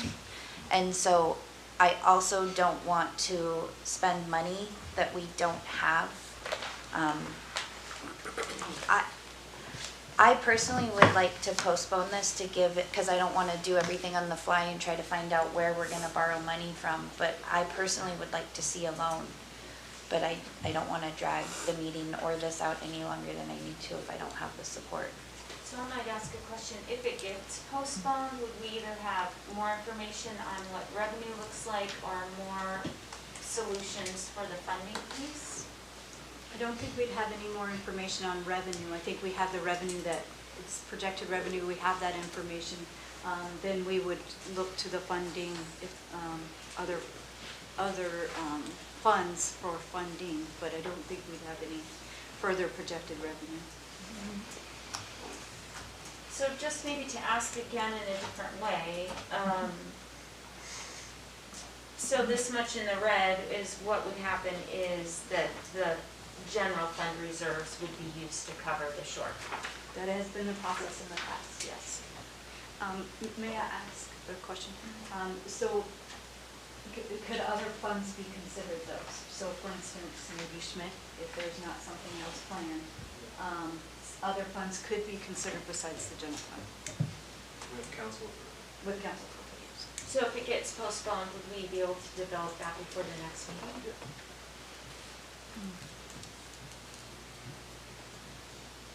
Okay, so the motion on the floor is to approve the resolution. I'd like to make a motion to postpone this resolution to the next meeting. Is there a second? I'll second it. Discussion. Just, I think the question was answered, but by postponing, what do we get? We're getting more information to come to the same bottom line, right? I mean, nothing much will change by postponing it. We just get another 2 weeks to think about it? Or is there really something we're going to get for that? I'm sort of asking you Yeah. either of these. To me, the difference might be, and correct me if I'm wrong, so right now with this, if it passes, then it's for sure coming out of the general fund. Between now and, if that's a grossly simplification, correct me. If the deficit is realized, then yes, it would be covered by the general fund, because this is just a budgeted expectation of where we're gonna be. Where those numbers actually unfold, it would be covered by the general fund if it's realized. Unless we bring some other mechanism forward. Correct, and then you're just basically asking what fund you wanna borrow. Right. So if we move forward, so still speaking to the postponement, if the postponement fails, and we move forward on this, there could be something in a later date that gets brought back to us for funding, or no? Yeah, well, at the end of the year, when all the books are closed and we see where we actually are, and if the harbor fund truly is in the red, then we would cover it with the general fund. But if we end up being okay, then we wouldn't have to do that. This is to the postponement. In the event what happens just happened, is there a way that administration can bring a loan to council at the end of the year for us to loan that money from SMIC rather than taking it from the general fund? Right, okay, so that would be a budgetary item adjustment to cover the, but if nobody remembers and nobody says anything, then it'll just automatically come from the general fund. Okay, I'll withdraw my motion. That's fine, Thank you. Are we ready for our vote? Voting on resolution 2021-122 as amended. McClure, Yes. Casagranda, Yes. Demas. Yes. Calhoun, Yes. Mayor Terry. Yes. That resolution is approved. Next on the agenda is, thank you, Norm and Sam and administration. Next on the agenda is resolution 2021-125. And before, yes, Madam Clerk, we got into the title. Resolution 2021-125 is approving the optional one-year extension to the operating contract as amended by amendment number 2 between the City of Seward and Seward City Tours and appropriating funds. And before I get a motion and a second on that, I'm going to pass the gavel to the Vice Mayor. And I just want to put on the record, I do not believe I have a conflict of interest. This does serve the cruise ship terminal. But I do want to put on the record, and I've talked about it maybe in this dais and definitely at the Port Commerce Advisory Board, is that the cruise ship terminal and the cruise dock is nearing the end of the proposals for the public-private partnership. So when that document gets fully signed, I'll be stepping back and be with my work on the railroad, I'll be part of the landlord port and will be in charge of those operations. But regardless, in that interim, the shuttle service, while it serves the facility, I don't benefit financially from that service at this point. So I don't believe I have a conflict of interest, but I want to declare it on the dais and let there be a ruling, and if there's any objections. Well, you've stated that you don't receive financial gain from this contract, correct? Correct. Then I would rule you don't have a conflict. That's Is there any objection? okay, returning the gavel. So now I'm looking for a motion and a second to resolution 2021-125. I move for the approval of resolution 2021-125. I'll second. Thank you, and that's down on page 140, and I'll have administration. Thank you, Madam Mayor. So, City Administration had the opportunity to meet with Seward City Tours. Jonas Zabriskie is in the audience today. City Administration feels that this contract is of a benefit to local citizens, tourists who have the pleasure of visiting our community, and it serves local small businesses as well. It's been operating for a number of years, and it's proven to be an asset to our entire community.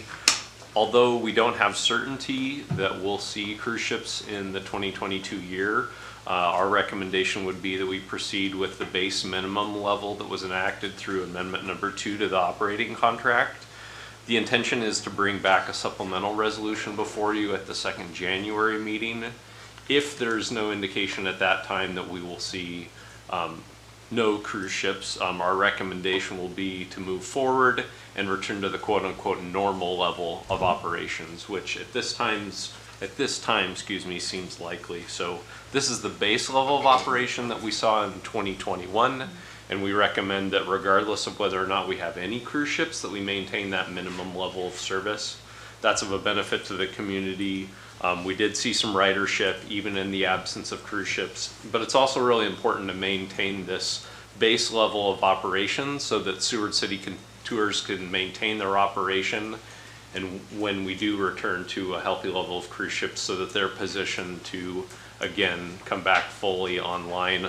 The only reason we pinned the end of January date was it's going to take Jonah and his operation some time to scale up their operations, and so we need to basically give them a go or no go to return to that higher level of operation so they can bring in staff and just get their operation ready to go. So. I have a question.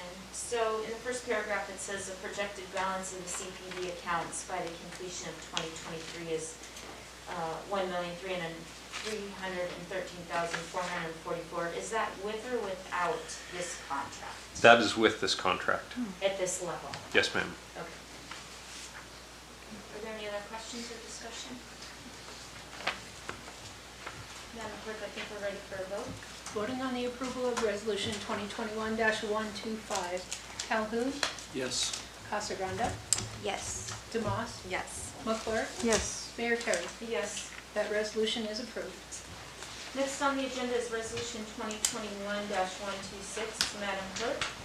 Resolution 2021-126 is authorizing the city manager to enter into an engineering contract with PND Engineers Incorporated to engineer, design, permit with bid support services for a washdown pad located at the 50-ton travel lift in the Seward Harbor in amount not to exceed $129,926.50, which includes a 10% contingency and appropriating funds. I'm looking for a motion in a second. I move for the approval of Resolution 2021-126. I'll second. Thank you. And Norm, I know it was so much fun being at the podium the last time, but Yeah. I'll just kick it right off Okay, right now. so it's a similar, same thing with the funding. But this project, I did go out, try to get a grant through EVOS in 2020. Council approved it and we went forward. But they changed from infrastructure to scientific funding, so nothing was issued out for infrastructure. But I did try. I do have some letters here from the Alaska Invasive Species Partnership, the Alaska Railroad, and also Alaska Sea Life Center, Invasive Species. Because there's several locations where everybody's washing the vessels right now, and so you have five or six places that have contamination, where we process the water in one place, we reuse the water again over and over, nothing goes into the groundwater or anything, just like we have across the bay. Yes, the funding is not there because of that shortfall that we found, but this is another project that for shovel ready, we can go and get this done. This can be done relatively soon if the funding gets there. So, and it'd be great for the whole town. Is there any questions or additional discussion with this?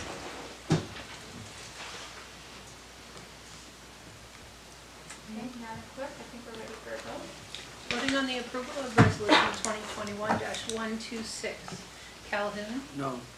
Casagranda, Yes. Demas, Yes. McClure, Yes. and Mayor Terry. Yes. That resolution is approved. Next on the agenda is Resolution 2021-127. Resolution 2021-127 is repealing Resolution 2021-110 and authorizing the city manager to purchase one 2021 Ford Explorer police package vehicle from Kendall Ford under the State of Alaska Fleet Vehicle Contract with associated upfitting and police-specific equipment from Alaska Safety, Dell Technologies, Procom Alaska, and the printer in an amount not to exceed $63,305.97 and appropriating funds.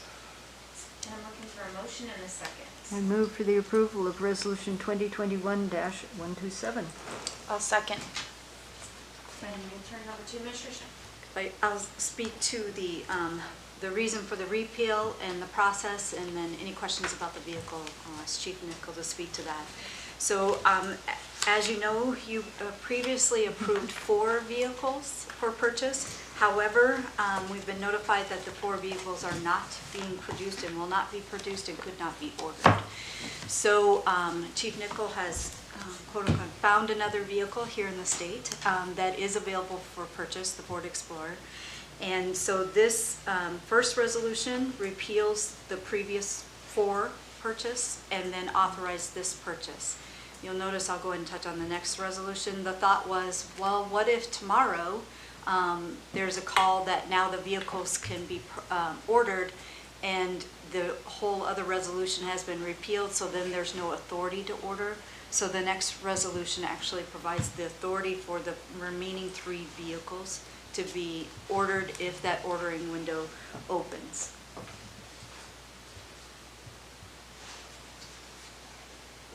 Are there questions? I just have a clarification. This Ford Explorer is more expensive than the Tahoes, is that correct? I'm gonna ask Chief Nickel that. I don't believe so. I thought it was coming in about $1,000 less per vehicle. But I don't have the previous resolution right in front of me, so I can't be 100% certain. Okay. So if I may, the last resolution was $258,172. And if we did all the Ford Explorers, you're right, it's like $4,000, Right. $5,000 difference. But we're only getting one of the Ford Explorers. And then the next resolution, I don't know, Mayor, you can stop me if I'm out of order, but on the next resolution, we're funding 3 Tahoes that come in at this same price that we're repealing right now. They come in, yes. So the previous resolution had the 4 Tahoes. The next one reflects the cost for 3 Tahoes, exact same cost. It just backed out 1 vehicle out of the, for the resolution. So the total's different. Right. The total is different because it's 3 vehicles and not 4. Did you have a follow-up? Well, I'll ask my question. Go ahead, that might help. So, do we know the total in the motor pool? Yes. I have that right here. So, let me just make sure. So I have the total and I put it with these vehicles. So the total available projected balance at 12/31, and this of course does not include anything for the 2022 budget, is $2 million, $2.8 million, no, excuse me, $2 million. And so that's including These costs taken out for these 2 resolutions? Correct. It's $2 million.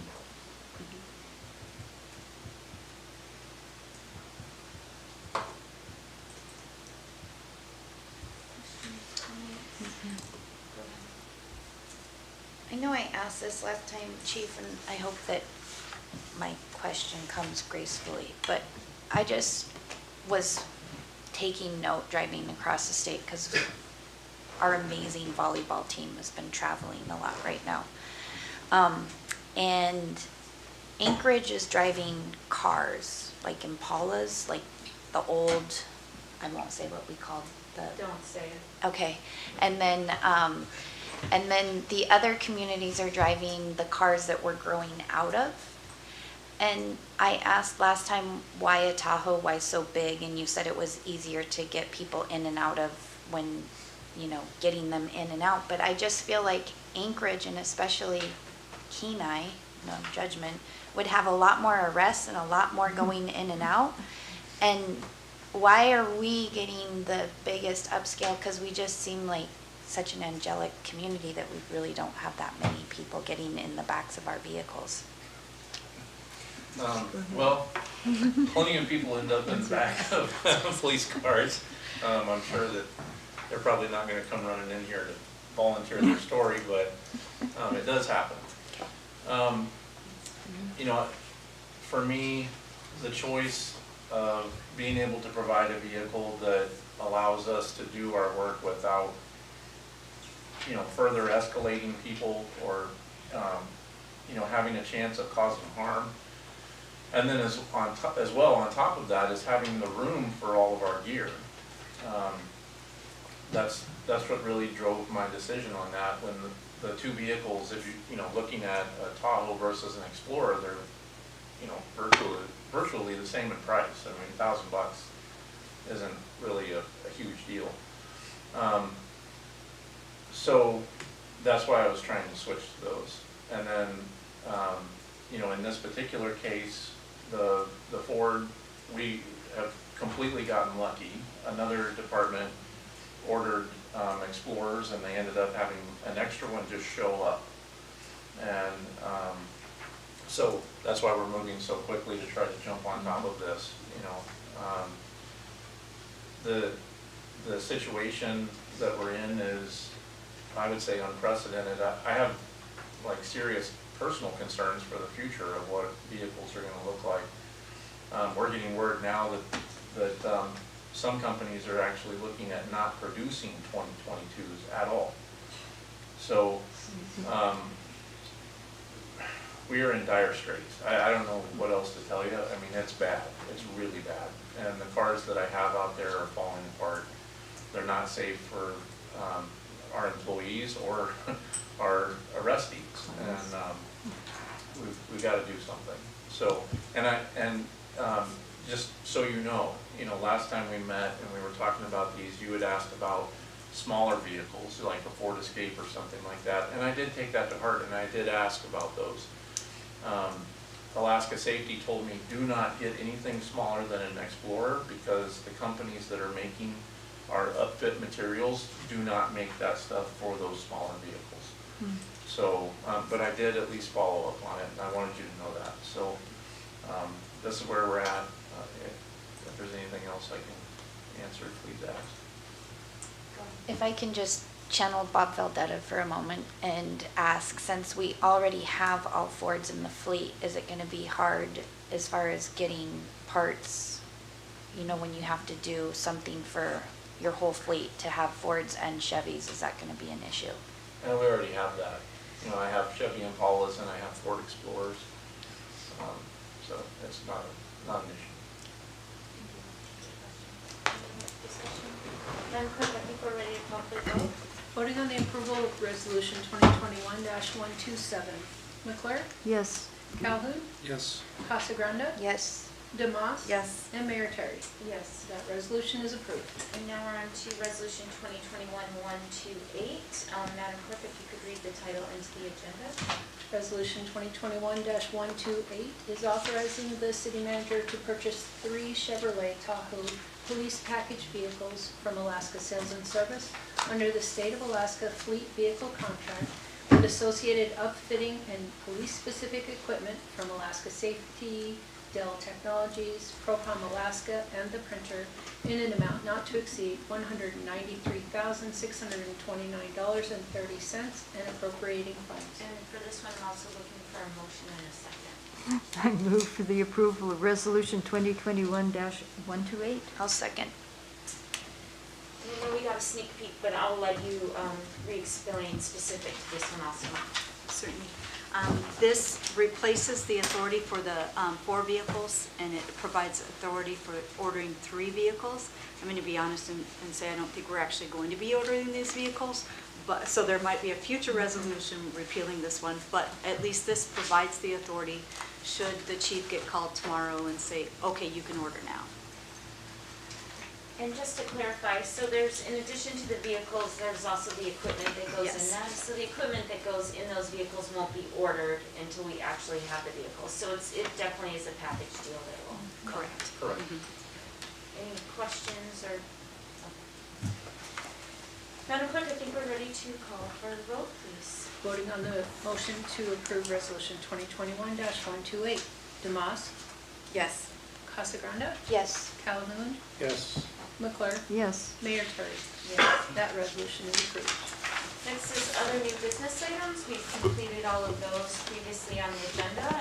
Next is informational items and reports. There are none.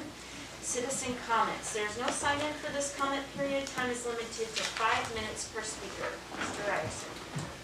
Hello again, Council, Administration, neighbor, and friends. My name is Skip Ryerson. It's Side City Limits. Tonight I'd like to address 2 items, both related to our electric utility. I came before this body about 4 weeks ago in reference to the city's $20 million infrastructure project, at which time I was in opposition of saddling our taxpayers with a large portion of the project costs, somewhere between 5 and 10 million, that related to the final upgrade to a 115 kV system and the installation of electrical systems to accommodate cruise ships in the event that they someday might hook up to electric versus burning ultra-low sulfur diesel when in our port. I indicated if there was an actual need to upgrade services around town, such as to accommodate JAG's increase in new business operations across the bay, that there would be some eventual payout to this phase of the project and that citizens would likely support this upgrade. With regards to the installation of the 115 kV services at railroad dock, in the hopes that cruise ships may hook up, it is just too much for ratepayers to bear. And the Alaska Railroad and the cruise line should pay for these upgrades of electric services, just as business and homeowners pay for their electric service from the pole or the transformer to their home or business. As of yet, citizens have not seen any type of rate study that includes the $1 million bond payments that we may be anticipating that have been approved for payment over 20 years. And as such, I would like to request the city to contract to update the rate study that was done previous this year by February 1st, 2022, so that the city can determine what, if any, rate increase might be needed when we start paying these bond payments for the improvements in 2022, which, by the way, many of these upgrades have unfortunately been delayed for far too long. As I also mentioned at that time I testified, it would have been nice if we had considered grant funding, which is a common financing option for decades within our city. But I gather that this is no longer an option, as equipment and materials for this project are about to be ordered.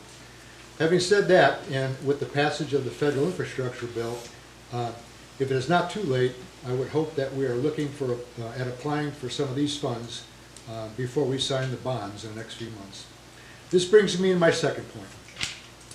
I am hopeful by now that ratepayers in Seward are becoming more aware of what it actually costs to keep our electric utility properly and safely running in today's world in order to provide us with reliable electric services. Seward's electric utility will continue to face financial challenges in order to meet today's regulatory and operational standards, which at times it will possibly and eventually drive up electric rates. So with our utility about to be upgraded and having some potential value, I believe it's time for us to revisit the sale of our electric utility.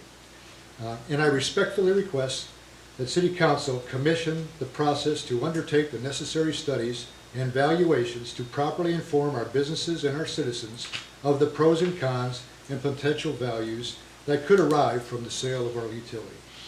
A key part of this process should no doubt include a series of town hall meetings for businesses and ratepayers, and for businesses, our local chamber may be able to play a role in these business meetings, as this group will no doubt be very interested in how the sale impacts their businesses. On Tuesday, I will send to the clerk an array of documents primarily consisting of reports from the MLP sale in Anchorage, such as term sheets, PILT agreements, Chamber of Commerce information, as well as a draft list of the pros and cons and strategies to help answer some of your questions and ease some initial concerns. By now, you are probably starting to think about all the things that might be needed to be considered. Having performed dozens of acquisitions and dispositions in my career in the fuel business, I am fairly familiar with many of the important provisions with a deal of this nature, some of which are probably running through your minds right now tonight. For instance, one of the most important assets of any organization is its employees, and we need to assure that our electric employees have continued employment and are here in some capacity to continue to run our utility and provide prompt service. Of course, it is paramount that we assure that our generators will always be kept in Seward for our needs. And we must also assure ratepayers with a contract for long-term. Just need to wrap it up. With long-term, low-cost, stable rates. Before we start thinking of the things that we could do with the funds from this sale, these funds will no doubt need to be placed in a trust investment account to assure that the annual investment revenues from this account replace the funds that the electric utility pays in the general fund for city services that benefit us all. Again, there will be more tangible benefits and information coming tomorrow. No doubt this topic will take everyone some time to absorb over the next few days, but this is not the first time that this topic has come up. And in fact, in 2018, the city was conducting discussions with multiple interested buyers until the process was halted by the then interim city manager. In closing, so timing is everything. And while this utility has some apparent value and it is in good condition, I hope you embrace this request, which will require voter approval. But I believe it is a product that our community can rally around, as it has the potential to have a positive impact on our community for many years to come. Thank you for your time and consideration. Is there anyone else wishing to speak? Go ahead. Tony Bachlan, Inside City Limits. I was a little concerned to hear the city manager speak tonight about a committee of the whole and circumventing or moving away from the process of doing work sessions. I understand why, because it is really hard to spend an hour talking about something and then at the end of it you're like, well, what can we do, right? Well, you can schedule a subsequent special meeting after a work session, but that doesn't allow enough time for the public to consider the decisions that are being made. Also, if you're taking the public out of the work session, which comments can be made before or after, not during, which always is, I feel, helpful. Sometimes listening to people who are coming to speak in the public can offer different ideas or different perspectives and change some of the things that you think or have missed with the information that is present. So I don't believe a before and an after is the most effective, and it does cut the public out of that process.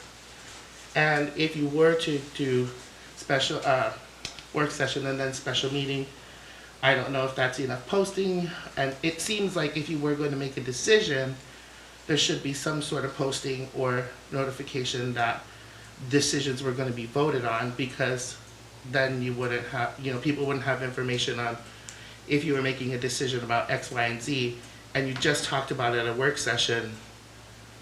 I mean, I don't know how that works for posting process. So, or how enough time to notice a decision that's going to be made. So I just thought that was interesting hearing that tonight. And thank you all for your service and for being here. So have a good night. Thank you. Anyone else wishing to speak?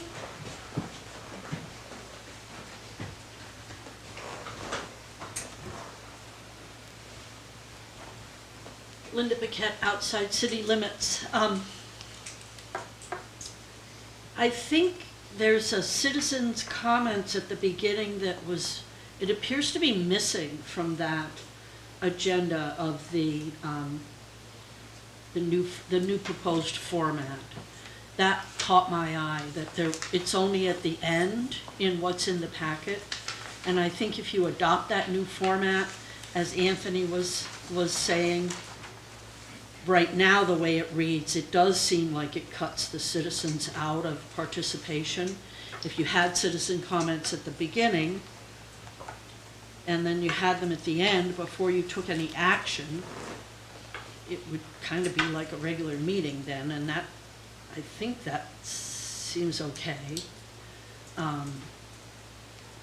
The other thing I wanted to say is, I think the public watching might have been a little confused tonight, given that Randy actually ran a campaign and received a bunch of votes. And then you had 3 names, 2 of whom had not run and didn't receive any votes, and yet that was the person that it seemed like council really wanted to seat. So I just think we're going to get a lot of questions about that. But the one thing that I'll say is, since you didn't get to seat that person that you seem to, the majority wanted, could you please ask them to put in for PACAB? Because PACAB has not been able to meet because we have people that are out of state and because the charter doesn't allow it. So then that brings me to the next thing, which is, would you please consider, I think it would require a code change, so I know that's messy and nobody wants to ever do that, but given that you have 2 commissions that seat people that are outside city limits and that they're different, they're distinctly different, it seems, than planning and zoning. could you make it so that those two commissions could have Zoom meetings or call in so that people are attending when they're calling in? So we could have kept meeting. If this had been last year, we actually probably would have kept meeting. But because it's this year now, we're back to the older way of doing it, we haven't been able to meet because we don't have a quorum in the state. We can't get people in the room. So I just wonder, there's a lot of work to do, and PACAB does a lot of things, and I think trying to explore ways that we could make those commissions more productive and efficient so that they can meet would be worth the hassle of a code change. So thank you for listening. Any other citizens wishing to speak? Hearing and seeing none, I'll go first to administration for comments. Thank you, Madam Mayor. Received a text from the Public Works Director. The blowers were turned off at Low Point for about 4 hours to let the sludge settle out in order to complete our yearly sludge testing. So that's why the blowers were off. Just a quick comment regarding the special meeting committee of the whole. As many citizen comment periods can be added to this as needed. I mean, before, after, during, all of that can be added. Because the special meeting agenda does change as the need changes. So but the format is just having the meeting, which you already do, but allowing the council to provide direction after the committee of the whole was my desire, so that there won't be any miscommunication. Often in a work session, there's possible direction given, but you can't really give direction given. So I wouldn't want the council to feel like direction was given to administration, but yet it was a work session, so it wasn't really. I just don't want to miscommunicate. That's my intention of it. And then, of course, then with the notice, it also would state that action may be taken by the council. It doesn't have to be, but may be taken by the council. So, but anyway, I just want to comment and clarify that one. And that's all I have. I'll start with Councilmember Calhoun. No, first full-blown, really, let's go get it meeting was good. I appreciate everybody's comments. And one thing I'll say for Ms. Paquette is, I understand your feelings about how the appointment for a vacant seat goes and the questions that might arise. I think everybody will remember the last time we filled a vacant seat, the next highest vote getter also applied for that position and did not get it. So it is something that happens, and that may be something that we'll have to look at down the road. But I congratulate Randy Wells. I'm sure he'll do a fine job. And that's it. Thanks, everybody. I would like to inform all the citizens of Seward and our council that our volleyball girls took 3rd place at regions this last weekend, and they're going to be going to state, which I've been sitting on those benches for 6 years or plus, and it is, I mean, it was a tearjerker to see them finally win. I hate to say finally, but to finally win something. And so they're going to be in state. They're leaving this Wednesday, and they'll be there over the weekend. So anything that you guys can do, they have a Facebook page. I think it's, I don't know, Seward High Volleyball, it's something like that. So if anyone can go on there and wish them good luck. They're a great group of girls, and they're working really hard, and support is something that when you're in a gym and you hear all these other schools just roar with school spirit, Seward's always like this little meep, meep, meep, meep. So we could get some spirit going would be really helpful. We're getting it. And I'd also like to say, again, happy Veterans Day to all of our veterans. One thing that I learned a couple years back that was very interesting to me, I don't know if it was a statistic or what it was, something I read in passing, is that veterans are usually the last people to ever ask for help. Mm-hmm. And so I encourage every single one of us, if you know a veteran, to reach out and do something for them. And don't give them the chance to ask for help, because we all need a lending hand, and our veterans and the people that served our country also need help as well. So, yeah, thank you. I want to say thank you to Greg Haas for speaking tonight about the feasibility study and a potential community ice rink. I think that it's kind of starting to gain a little traction, and I appreciate his experience with it. So I look forward to seeing what we can do with that potentially. Thank you, Seward City Tours and Jonah, for being here. I think that's such a great partnership we have with the city and with Seward City Tours, and so important, especially owning a business downtown. Help getting people from the harbor to downtown is huge for our businesses down there. So really appreciate that. And I know that I'm anticipating a super busy season with or without cruise ships. So I think that that's a good move. I want to welcome Jason Bickling in our community development department. I think I missed you guys speaking on that in the beginning of the meeting. I apologize for being late, but I think that's a really great addition to the city, so I'm really looking forward to working with him. And then finally, congrats to Randy Wells, and thank you, Linda, for bringing up that he had over 170 votes, ton of community support, really great business person, and I look forward to working with him on council as well. So, thanks. Okay, well, also congratulations to Randy. You know, the appointment process is a bit of sausage making always, and you know, it is true that a year ago I kept voting incessantly for the third place winner in the and you know, that didn't work out. So I mean, you know, we don't always have to agree, but when we accept a new member, we accept a new member with full grace and assume that we're going to have a highly motivated council that's going to work together well, and there's nothing personal about that at all.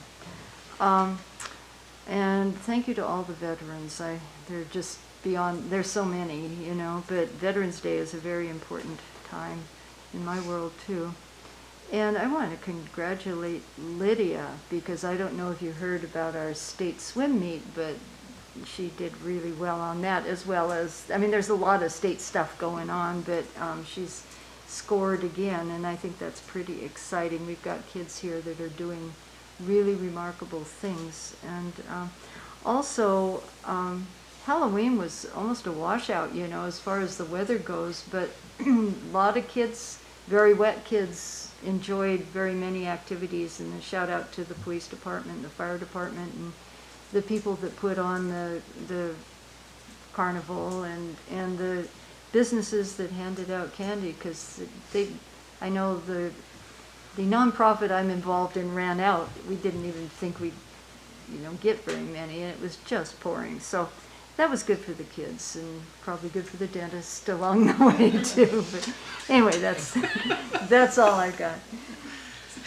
Thank you. Yeah, I'll echo the great job to the volleyball girls. Congratulations. And I want to do a shout out to their coach, Jody Kurtz, who's actually a city employee. And also Stephanie Schilling, I know, helps out with those girls, and all the moms that and fathers that contribute. Just a reminder, with Veterans Day, city offices will be closed. And we do thank all our veterans locally and family members, and appreciate their service to the country. There's a couple things that I didn't mention in the manager's report, but there's going to be a standing lagoon status that you'll see in this city manager's report, with all the items that were identified and how those are proceeding. And then I also wanted to bring up, I know just the Planning and Zoning Commission was re-polled for a quorum, and so they will be holding a meeting on December 24th, is my understanding. So I think they thought at one point they wouldn't have a quorum, right? Didn't you poll for November? a quorum? December. Oh, December 4th. Did I Right. say December 24th? Yeah. November. They're normal Tuesday. I didn't have the date, so thank you for Oh, no, I thought you, so I think we're shooting for their normal first Tuesday of the month, correct? Is that what's going on? Okay. And then I want to thank former council member Bob Thomas. I've worked with him on council before for putting in an application. I know Brad Stone's been involved with the community and civic affairs for many years, so we're always thankful for those folks that put in applications and want to work towards the betterment of our community. And congratulations to Randy Wells. We're excited to have him for the next 10 months on council. So with that, I'm going to have a motion to adjourn into an executive session after a 5-minute recess to just include the city manager to provide a verbal informal evaluation to her. So we'll start up again at 9:30. Do you folks need a break? I do. So start up again at 9:30. And I have notes.